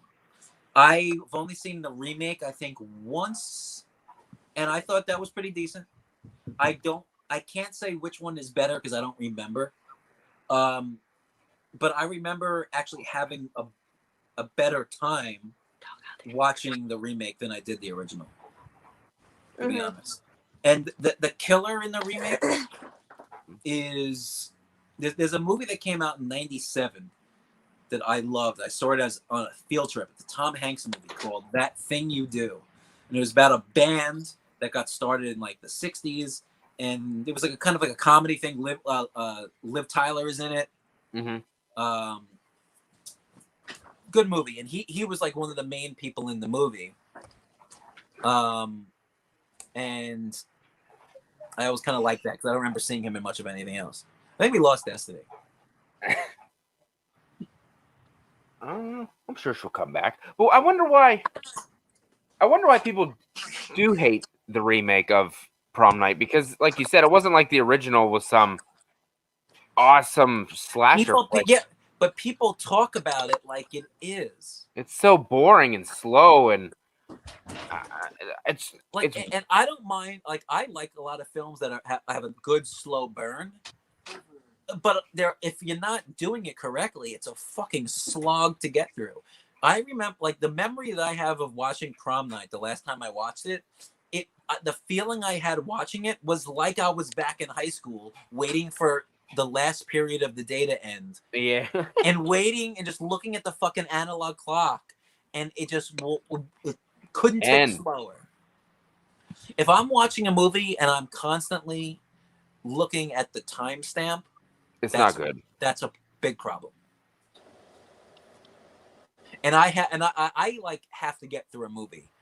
I can't just stop it and say fuck it. Like, and for me, a lot of that is I have to log it in Letterboxd. I have to give it a fucking grade. I can't stop it halfway. You got to make it through. That's a good point. But yeah. I think it gets a lot of hate. I don't really think it's probably because it's too, like you said, too polished, too clean, too pretty. And PG-13 probably doesn't help anything, because when you want to slasher, you want to. Yeah, that's the thing. Like, somebody posted recently, paraphrasing, like, do you think horror, does horror have to be rated R? That's too vague. Like, for me, like a slasher, it has to, or a zombie film, like movies like that, like their bread and butter are gore, blood, gore, and some tits, right? Yep. Now, my favorite horror movie of the last 20 years is The Exorcism of Emily Rose. And that's PG-13. At least the theatrical cut was. But that's a possession film. That doesn't, like, You're not going to see blood and gore. You're not going to see tits. Yeah. People are not going to be cursing up a storm, so there's no real need for that. Or anything. I hear a lot about that. I've never seen that movie before. It's absolutely fantastic. It's a mix. I hear a lot of people praise it. But... Oh, and it's based on a true story. And even if you don't believe the possession side of it, the whole thing is that the movie is it's the possession stuff is take place in flashbacks because there's a priest on trial because a girl and her family was extremely religious and they thought she was possessed, and none of the doctors can figure anything out. So the priest came and did a bunch of exorcisms and took her off her epilepsy medicine, and she ended up dying. So they tried him to be complicit in the murder, but the defense was that she was possessed, or at least the family thought that she was, and he did his best to help. So it's an interesting take on it. So movies like that don't have to be rated R. It just depends of, the better question is what subgenres of horror should be rated R and which shouldn't. That's the better discussion. Yeah, I agree. Like more like paranormal movies don't necessarily have to be rated R. Yeah. Like Insidious, isn't Insidious PG-13? PG-13? Are the Conjuring movies PG-13? Probably. No, those are rated R. They are? And that's just because they said it was too scary. Like too scary. Because I mean, there's really not cussing in it. There's really no blood necessarily. It was just because it was scary, so they made it. Okay, I'm glad you brought that up because that's going to segue here. Now, I was telling Matt my favorite horror movie the last 20 years was Exorcism of Emily Rose. The scariest movie that I ever watched is called The Fourth Kind, and it's actually on Netflix now, and it stars Mila Jovovich. Am I saying her last name right? Oh yeah. The Resident Evil girl? Yep. I don't know if you've ever heard of this movie. I saw it in theaters and it freaked me the fuck out. And it's done in a way where it's almost kind of like played as it was real life. It's about a psychiatrist in Alaska. Yeah. And all these people in Alaska are seeing are scared of like potential alien abductions. I heard of that, I think. I did a review for the movie last year. And anytime I do a review for something, I always go back and kind of rewatch it just so it's fresh in my mind.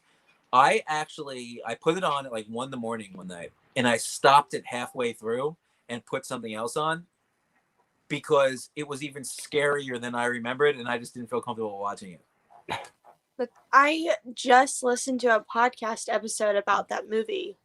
I think yesterday. The Horror Virgin. Okay. Yeah, they talked about that movie, and one of them, his name's Mikey. He's actually like a licensed therapist and stuff. So they're like talking about that. But yeah, that What did they say? Did they say good things about it? Because if you look at and they rated it like because they rate the movie too. Because it's like Todd is the horror virgin. Like he doesn't really watch horror except for like the podcast. But yeah, they all rated it like fairly high. He said because like to him, Hereditary is the scariest movie he's ever seen. Because he also doesn't watch that much horror either. Yeah. Matt, don't even make that face. But yeah, he put that one up there with Hereditary. This movie, just so you know, on Rotten Tomatoes, has an 18% and a 41% audience score, and I don't know why. It literally scared the fucking shit out of me. I remember getting out of the theater with my ex-wife, or wife at the time. Like, I don't know, I was calling my dad on the whole drive home. Like, you got to see this movie when it comes out. Holy shit. Scariest movie I've ever seen. And I think I only sat through it one other time after that. And then it was during that review I tried again. And it was so uncomfortable and so realistic. Mm-hmm. There's scenes in this movie where, like, Mila Jovovich is the therapist, but then they show footage, which is supposed to be, like, the real footage. Mm-hmm. Of the lady, so it's kind of like side by side that it's based on, and it's like, oh, holy shit! I have to check that one out too. But 18%, that I don't. Well, people are different, I guess. Prey at Night has like a 35%. 35. I gave it a 35% the first time I watched it. That's because you're a hater. But the second time I give it like an 85. That's good enough. Wow, that's a huge jump. So but 18, like 18 is like, really? I don't get it. Also, sorry, we have raccoons that are trying to get in our trash can. So earlier I was like, "Oh, the neighbors are being super loud." No, it's they're fucking furry raccoons. neighbors. They're furry. They're cute, but they also destroy. Huh? They put it back. Perfectly. The raccoons picked up the trash can. Yeah. Holy shit! No, they The did Hulk not. raccoons. How many were there? 2. Not, yeah, that reminds me of Forrest Gump when they're on the steps and they're they're letting the black people into the school, and then Forrest walks up the steps like, "What's going on here?" And they're letting the coons into the school, and he's like, "Well, Mama always used to brush away the coons with the broom." He's like, "No, not that kind of coons." I haven't seen that movie in like I don't even remember it. I watched on YouTube a couple of days ago. I watched a few videos of like people watching that movie for the first time. Good stuff. Yeah. Good stuff. Oh, Crandon Martin didn't even get a notification for this, but I'm here, Matt. I appreciate that, buddy. How are you doing? Who's next? Who's next? Any? Oh, what Flash Gordon says, My Bloody Valentine 3D. Anybody? Yep, I had it on the list. I saw it in 3D in the theater. Me too. And if you have the DVD with the 3D glasses, it actually holds up really well and it looks really good. A lot of like 3D glasses on DVDs look terrible. I think it plays well. I tend to stay away from 3D only because them freaking glasses mess with my freaking eyes. I think Tom Atkins is in that. Doesn't he play the cop? Yep. He's the one with the jaw that gets his fucking through his jaw and ripped off and it flies. Yeah. Tom. I like My Bloody Valentine 3D. I don't love it. I love the original. I like the remake. Remake is good. Yeah. Yeah. I enjoy it. It's fun. It's got Jensen Ackles in it. He's nice to look at, so I'll watch it. I'm surprised they never made that. Like that could have been a franchise. It really could have. I mean, the first one came out in 81, right? Was it 81 or no? 81. Yep. How did that, like, through the 80s, how did that not drop at least 2 or 3 more movies on VHS? Like, that's a perfect type of movie to dominate the video stores.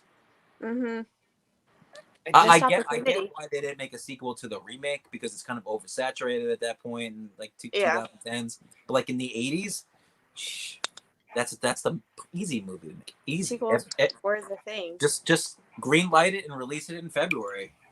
People go watch it. Exactly. Yeah. How hard is that? Like, I don't get it. It's weird. Not hard at all. Another remake that from 2010 was that I liked was The Crazies with Timothy Olyphant because he's awesome. He's awesome. And hot. I've never seen the original, so I don't know how that is, but I love the remake. Fucking great. Oh my gosh. Robby got it all. The original is great. You want to watch? I've heard mixed things. Mixed things. All right. There's good and bad with mixed things. The bad is the people who shit on it, and the good is what I'm telling you. You when it comes to George Romero shit, you fucking listen to me. Okay. You and Filthy Dan? That's it. You listen to me on that, brother. Hold on. So it's worth a watch, I guess. Now you got me upset.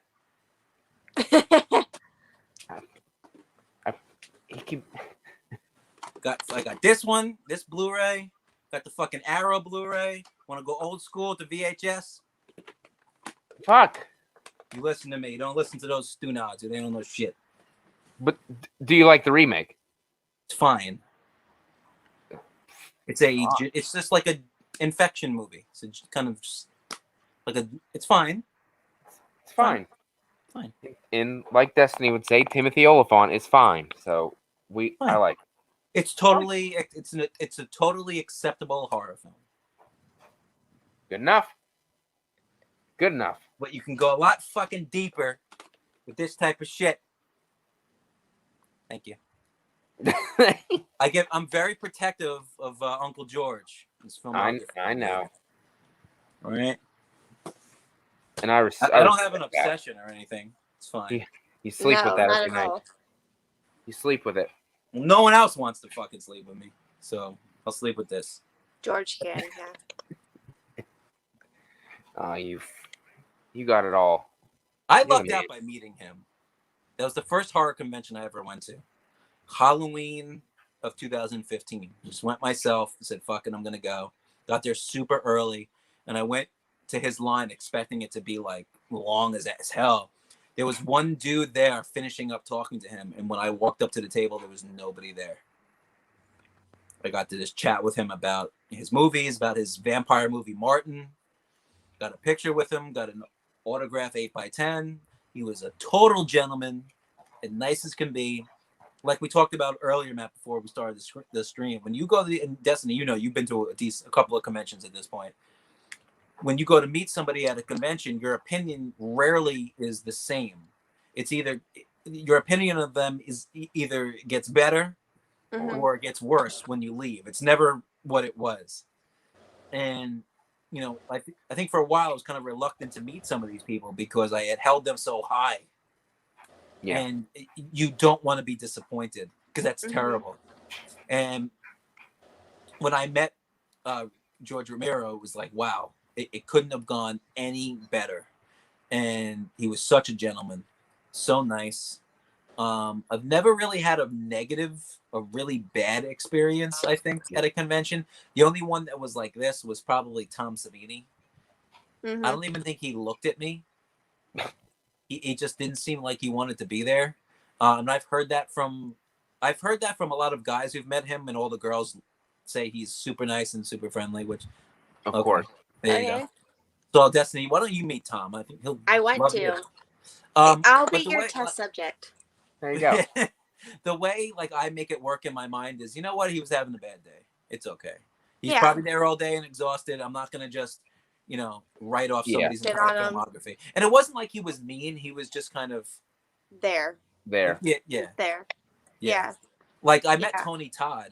We legit talked for 10 minutes, and I think the entire time we were just talking about basketball. He asked where I was from, and I said I was from New York. He goes, "Oh, you're a Knicks fan?" Like out of nowhere, and I am a big Knicks fan. And he, "Oh, I'm a Laker fan," and we just started going back and forth about basketball. And like that, the fact that we really didn't even discuss film, like humanized him. Yeah. In my mind. Agree. And that's really cool. I preferred that, honestly. Oh yeah, okay. So here's another we were talking about Matt. You might meet Matthew Lillard. When I met him, he was late coming in from his plane. His plane came late, and I had my son at the time who was probably 9, and I had to get him back to his mom's. It was getting late, and there was probably 40 or 50 people in front of us in the line, and then his manager came to us, called us up front, so my son didn't have to wait all that time to meet him. And he spent a good 5 minutes, which is a long time when you got all these people waiting, and just to have that one-on-one interaction. So we got a couple of pictures with him, and he talked in the shaggy voice for my kid. Oh my God! And that's a memory that took him just a couple of minutes, but that's a memory that I'll always remember, and that he'll always remember. And so you go to these conventions, and it's, you know, their attitude and behavior can make or break your thoughts on their career forever. I definitely agree. And that is something that's always like a downside, because you hear some people have great experiences and then the other person's like, oh, shitty. They weren't like that great. And that sucks, because then it's like, how do you not look at them differently in a way, and how do you not rewatch these movies and see it differently? But so far, which I've only met 3 people. Really? I feel like you've met more people than that. It's only been 3. I mean, it was Felissa Rose, but I met her twice, and then Dave Sheridan, and then Sandy Johnson. Okay. But so far, everyone's been great. And this, like, the first time, really, whenever I met Felissa Rose, we talked about, like, a little bit about, like, Sleepaway Camp and Victor Crowley, because my boyfriend doesn't watch these. And so she was talking to him about that, and then we started talking about Dead Meat, because she was like, oh, how did you, like, find out about Sleepaway Camp? I was like, it was through Dead Meat. And she's like, I love James and Chelsea. She got invited to their wedding. And so really a good while we were just talking about Dead Meat, and that made me feel so much more comfortable. And then we left the table because I was really scared about being nervous, because, like, when I get nervous, I feel like you could easily tell if I am nervous. So I was trying to not be nervous. and we left, and my boyfriend is like, I think I was more nervous than you were. I was like, it's probably just because we started talking about dead meat. I was like, finally, something I know. I was like, I've been ready for this, but yeah. The dead meat needs to have like go on like Cameo, and we have to get Destiny like a cameo of the dead meat guy, the guy and girl. You know what Cameo is, right? Yeah. Oh, I would lose my shit, honestly. Where did Matt go? I think he just had enough. I think maybe he's gonna go watch the original Crazies right now. Maybe that's what it is. He's like, Robby was really talking about it. Aggressive. Yeah, he's like, I was fuck. shoving that broccoli down his freaking throat. Like, see, now he's gonna run away like he just did. I blew it. Back, or are we just doing this ourselves now? I think we're just gonna do it ourselves. Oh, is he back? Matt, sorry. What happened? Sorry. Clicked the fucking wrong button. And it took this fucking window down, so I had to go back on. But I'm back. Have you back. Thanks. I appreciate it. You're welcome. Oh, fuck. Make sure. Okay. Dun, dun. All right. Okay, everything's good. What the fuck? All right, so next one. Here's one. We'll throw out there. I think all you guys have seen it. How about The Collector? Yes. Yes, seen Josh Stewart. And it's weird because we just got news about the third one, and it's not good news for people. No, shut down. That's like they shut it down, and it's just I don't know the exact reasoning. Is it a money issue? Is it a creative thing? Is it the producers of it or whatever just stopped returning calls and emails? And really? That's crazy. That's some type of shit you see on like like a student film or little kids going out and just ditching. That's very weird behavior. Yeah, so because I think like Lee on one of the streams, not this past one, but the one before that, I believe he was like talking about it and stuff and showing like clips of like little interviews and stuff. But yeah, it's like they just stopped. They stopped for like 8 or 9 days, and that's so bizarre. That's it. Which is really so weird. And yeah. I watched the first two for the first time last year. I thought they were pretty good. Pretty intense. I have to rewatch. Maybe those. I like the first one better. I don't know. I do. Like they're both good though. Yeah, I watched them for the first time this year, like last month or like maybe 2 months ago. Maybe. On my shelf collecting dust, and eventually it's like collecting. Haha. Haha. You are like a funny clown. Great clown with the clown makeup, by the way. Thank you. Like that looked really good. Like you say, like you're surprised. Wow. That's his face has weird bones. It does. So for like you pulled it off really well because you're like you have a regular face. I have a fucking round ass circle. A regular face. Like he doesn't have like no regular face. Like he doesn't have a normal face. It's I don't know. Very narrow. Bone structure and like. Did you do something with like the shading or something that made it seem like that? All I did really was so I did like all the white, and then I took some gray and I kind of tried to add it like because like here's my contour and it sits like here, and I added shading like up here right under my cheekbone just to sort of add a little bit just because my face is super round, so I try to do a little bit of shading up here, and then I did a little tiny bit on my nose as well, but that was about it. Yeah, you fucking killed it. Thank you. I was kind of nervous because I don't know if you saw whenever I did my pinup girl look, and I was like, I'm about 5 fucking seconds away from shaving off my eyebrows because you have to learn how to block your eyebrows, and I'm not that good at it. It's something that's pretty hard to do, and I have there's pretty thick brows. Just because like all this hair in here, I don't pluck my eyebrows. Only my unibrow because I don't want a unibrow. But you know what? I shave that shit. I know they say you don't. Shave it. I shave all in here. I shave all in here, and then in here up close and personal. Oh, hopefully there are lashes on. But when my son comes over, I shave everything from here too. Because I go. You eyebrows. There's 2 of them. You don't want one of them. You got two brows. I'm very like I don't know, when it comes to that stuff I have to, I don't know. Clean shaven. But so yesterday was like my first time like correctly blocking my eyebrows. Because I watched another tutorial, like, because I've watched tutorials, but nothing ever seemed to work. I watched another one the night before last, and I was like, I'm gonna try, because I've been wanting to do Art the Clown. I was like, I cannot do that until I learn how to block my eyebrows, because you can't have eyebrows for it, and I really don't want to shave them off. So, thank you. I was actually, a lot of the times whenever I do them, I'm not super proud. It looked like so on point. Thank you. That was like the first one that I've really been like super excited about and like felt. Now let me ask you this: I don't remember if we ever talked about it, but did you ever get into the Purge movies at all? Not super big into them. Because I'm looking. I actually have two of the masks on my wall, and like if you did the makeup for the mask, I think that would come out really well. There's a lot of. Yeah, so you know the mask I'm talking about though. You've seen I've seen like the ones from like the first one where it's kind of like a human but like kind of different, and I've seen the one with like it says like God. That's one of the ones I have. The white one. Yeah, that's what it says God, and it has like little like pink here with some lipstick, and then like it's got like the black around.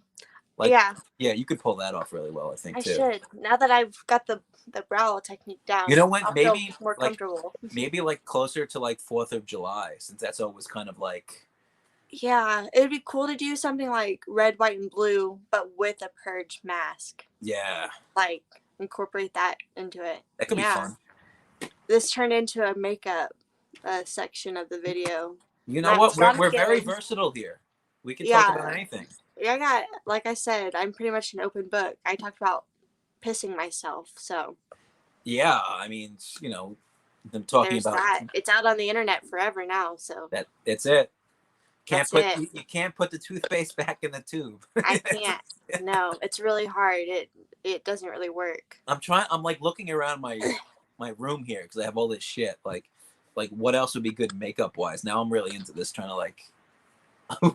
Yeah, everyone, give me suggestions down below. Have you ever tried to do The Exorcist?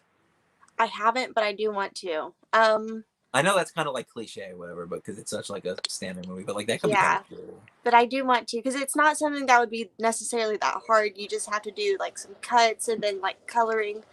But I do want to get a canopy suit to like mimic like. Yep. I have to do that. One that I've been wanting to do, something that's super easy, is Lola from The Loved Ones. Okay. I want to do that, which. Really, all I need is to get construction paper so I can make a crown for myself, and then I'm gonna have like a bloody fork. So a lot of this stuff, it's not. A lot of this stuff is very doable. That's good. Now, sometimes you know what, even if it's simplified, sometimes it comes out better that way. As long as it's done well. Like yesterday, I don't have a bald cap. I'm not probably gonna wear a bald cap. So I just put my hair in pigtails, and I don't have a costume or anything. I did my face and that's it. You've done the hell is his name? From Saw. On the fucking bike. Billy? I have not yet. See, that's another one that's kind of simple enough that you could probably pull off too. Literally just makeup, Just white makeup, some red and black. And with your hair too, you can it's probably a little shorter than yours, but you can figure that out. Yeah. And what I did whenever I did Pinup Girl, because, she has short hair, too, I try to, tuck my hair in a little bit to make it, appear shorter. I think it was kind of hard to see just because it's everything around me is black, black background and dark hair. But, just kind of, tuck it or pull it up in, a clip to make it not so long. But, I do need to do Billy. Some of those Saw movies would fit in our time frame. Yeah, I have some written down. Probably at least, I think the first one was in 2004, and then so the second one would have been 2005. I think because they released them every year. Yeah, 2006 was part 3, and then it goes to 4 and 5. And at least the 7, because 7 was I think the last one until Jigsaw. I think Jigsaw was 8. Yeah. That's right, I think, right? That sounds right. Yeah. Yeah. Yeah, that works for me. That's a good word for it. We got another one coming out. We'll see how it goes. I'm trying not to put my expectations too high. I know a lot of people getting on that voice that's really awkward. I didn't like the voice. I think we're just so accustomed to the Jigsaw voice that any voice that's different, it's gonna feel weird. It's gonna feel weird, but it also wouldn't make sense. You can't do it. That would make no sense at all. So you have to. And I agree with that. Yeah, but I don't like the way this one sounds. Something about it, like I've said before, it sounds like the fucking modulated guy from fucking what's it called? Unfriended Dark Web. Oh yeah. How all of them, they kind of have that weird voice. I don't know, like some sort of like womp over it, and that's what it sounds like. Right. Yeah. I want it to just. It doesn't have to be even Tobin Bell. Just something like deeper and like. That's a little closer to it, a little more menacing. Something, yeah. It just that doesn't sound scary at all. That's just like, oh come on now. Yeah, I agree. I'm hoping for the best. Mm-hmm. Overall, I like the series. I think what's most impressive about it is that it originally was just supposed to be the one movie, and somehow they were able to just tie everything together. It's not like they had original plan and said, this is what we're going to get to, and then we can work our way to it. Like there was never a finish line. So that to have that continuity, I mean, even actors and actresses would come back in later films just to play a dead fucking body. Tiny little piece, yeah. Like that's really cool. That attention to detail, like fans notice that shit, especially horror fans. Mm-hmm. Like there's no other genre of film that has fans that are as loyal as the horror fans are to the genre. Like you're not going to an action movie convention. You're not going to a rom-com convention. We've talked about this before. Like maybe they might have it out there, but at least not in the numbers that the horror genre does. Not the way this is. Yeah, people, horror fans, for the most part, respect loyalty to the genre, to the franchise, whatever. And if an actor or director, writer, whatever, shows that loyalty back, man, that's gold. That's absolutely gold. So those movies are good. Well, I'm going to throw a movie out here, and hopefully Matt comes back. We'll see. We'll see, yeah. Here's one that is getting a surprise sequel soon, and I never thought it would. It doesn't need it. I'll watch the sequel when it comes out because why not? But shit, one of the better movies of that decade, Orphan. Yeah, Orphan. That's a fucking movie, man. I saw that. I remember seeing that in the theater, and this is some rough shit. Mm-hmm. I didn't see it in theater, but I saw it at my dad's. Probably whenever you could rent it from DirecTV, you could have that option, something like that. So I watched it when it came out, not as soon as it came out, but within probably that first month or so when it came out, and that I remember it was fantastic. There's not too many I can remember watching for the first time. That's one of them. I can vividly remember watching. She was great. I didn't even pick up on that ending. A lot of people go, I knew the ending. I guessed it. Maybe they did, maybe they didn't. I don't know. I didn't. I fucking did not. I couldn't know. That's why it's almost like the scene when she's seducing the dad.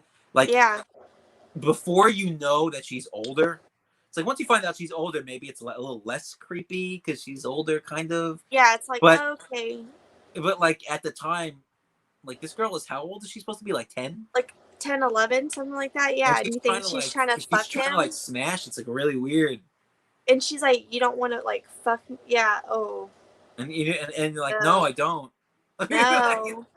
Yeah, that I remember, and I remember thinking whenever I thought she was gonna cut the boy's dick off in one scene. I was like, oh my god, I can't watch this because I was probably 10 or 11. I was like, I can't watch. I don't want to see his dick. I don't know why I would think they would show that, but I was like, I'm not looking, Dad, I promise. But that was an intense movie and was really well done. Mm-hmm. Vera Farmiga, whatever. She's great in it. Oh, I tried to watch this a couple months ago.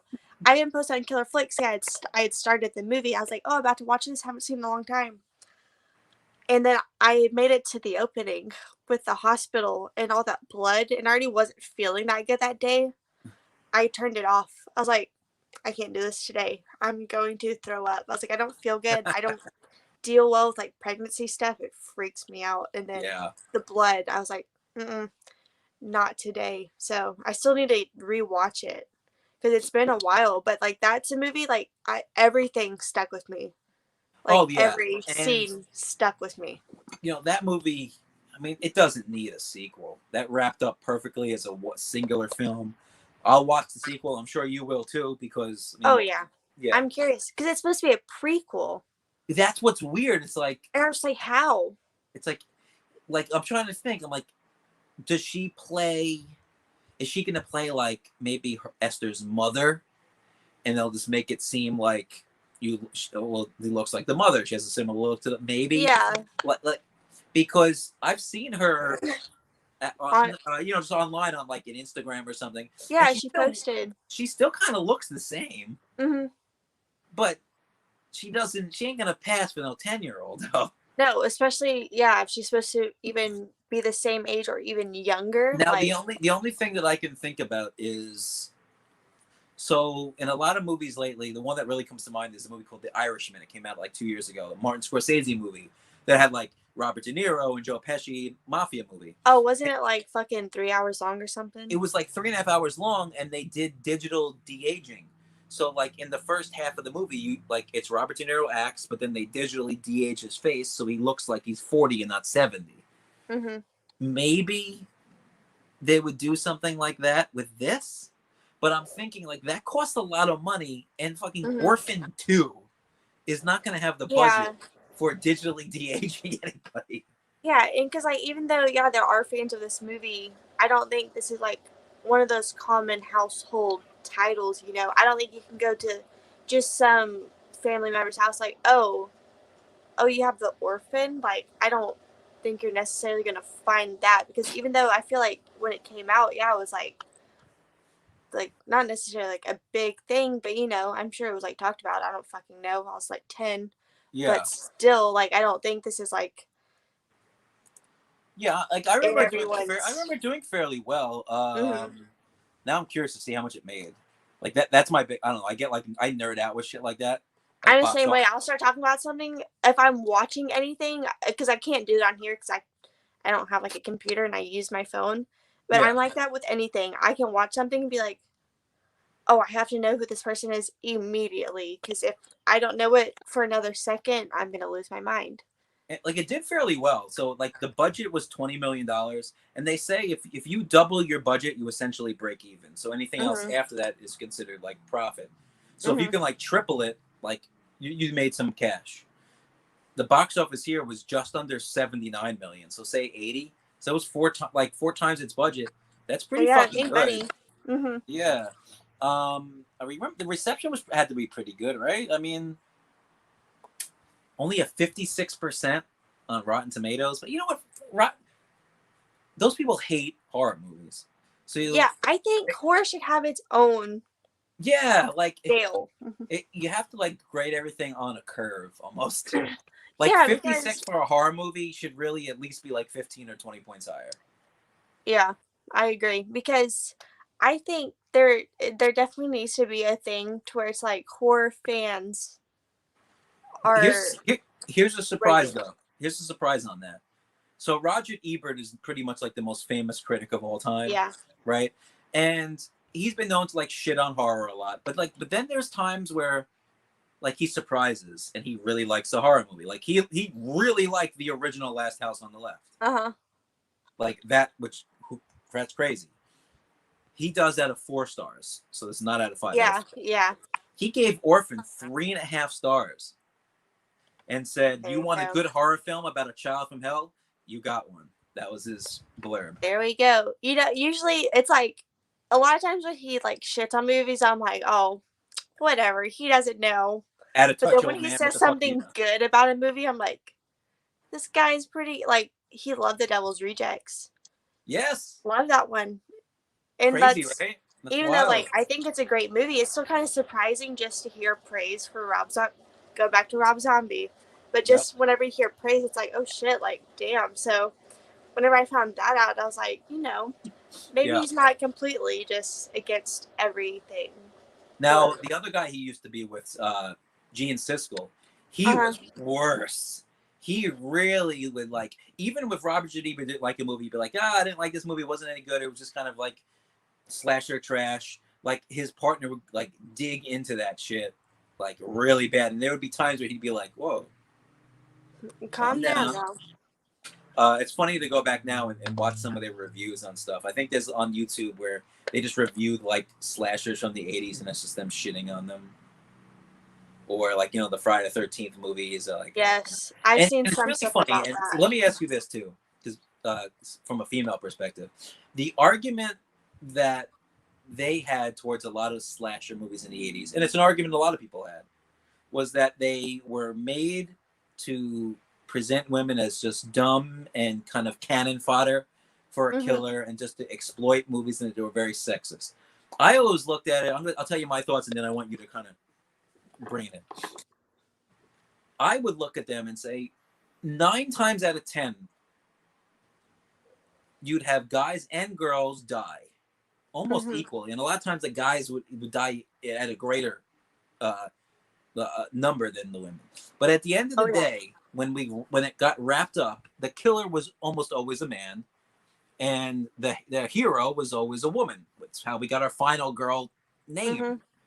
With the exception of like Bruce Campbell or something. It's very few. So at the end, by the time the movie was over, it ended with a heroic woman who went through some fucking shit and was able to come out and beat and stand triumphant over a evil bastard male. I don't understand how that image of a woman overcoming the odds and defeating an angry, evil male is sexist against women and makes them look bad. Yeah. No. Or showing their tits sexist? Well, that's exactly, and I think that's where it stems from, is I 100% agree with you. I grew up since I was like 3 years old watching this shit, and I've never been like, I feel oppressed because women. That's all there is. Yeah. Take it from the fucking kill counts. A lot of the times there are more male deaths. Yeah, there's a lot more blue on that pie graph.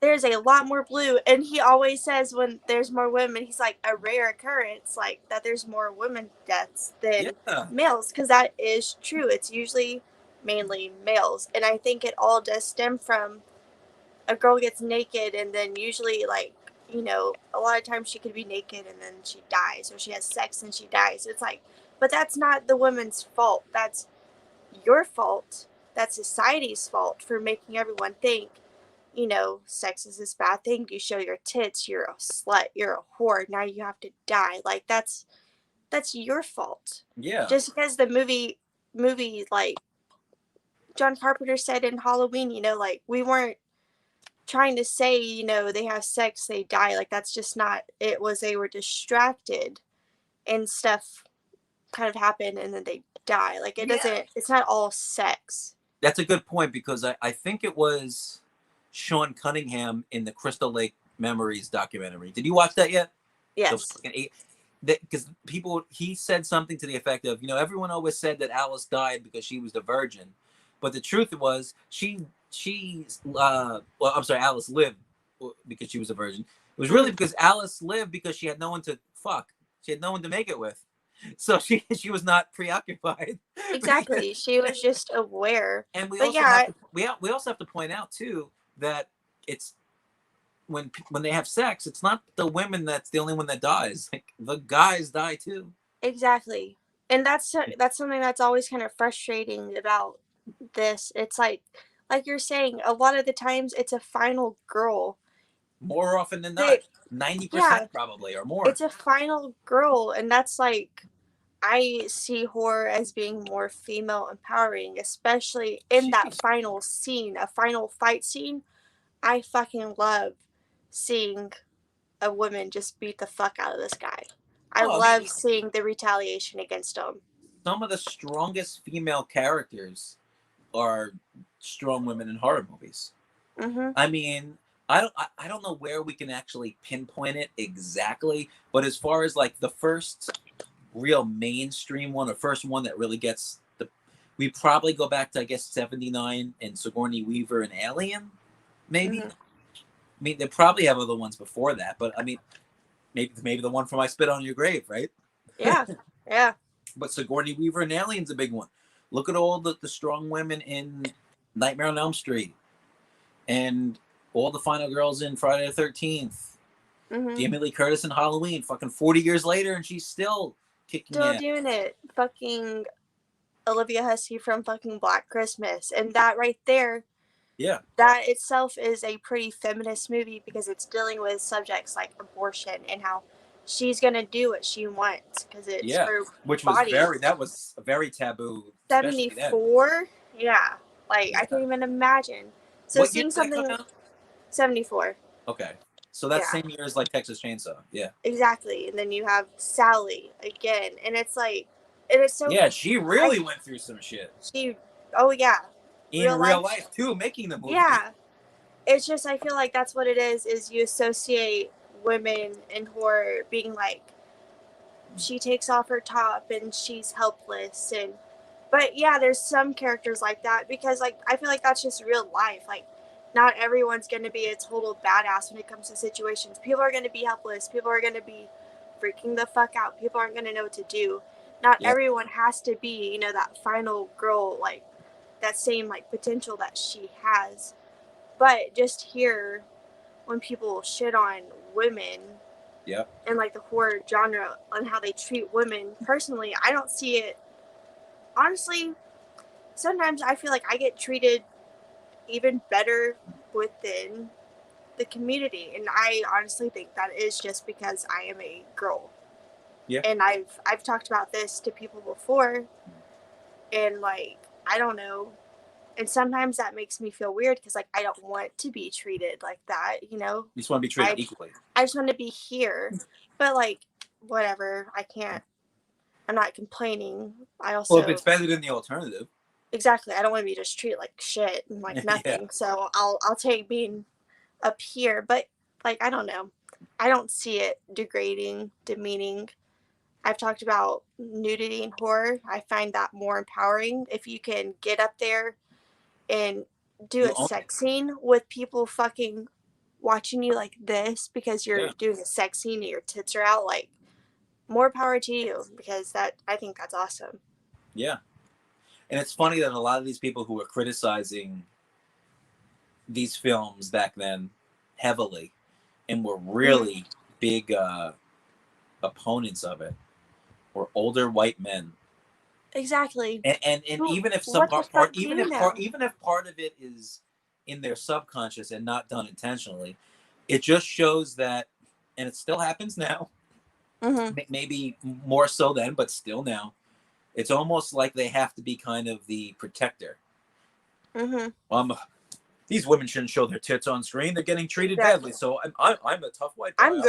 I have to say it. Yeah, like they can't save themselves. Like, okay, so there's a great line in that documentary I told you about. That there's a documentary I talk about on every one of these fucking streams. Yes, I know, the one I still need to watch, and I'm sorry. Well, in this documentary called American Nightmare Free on YouTube.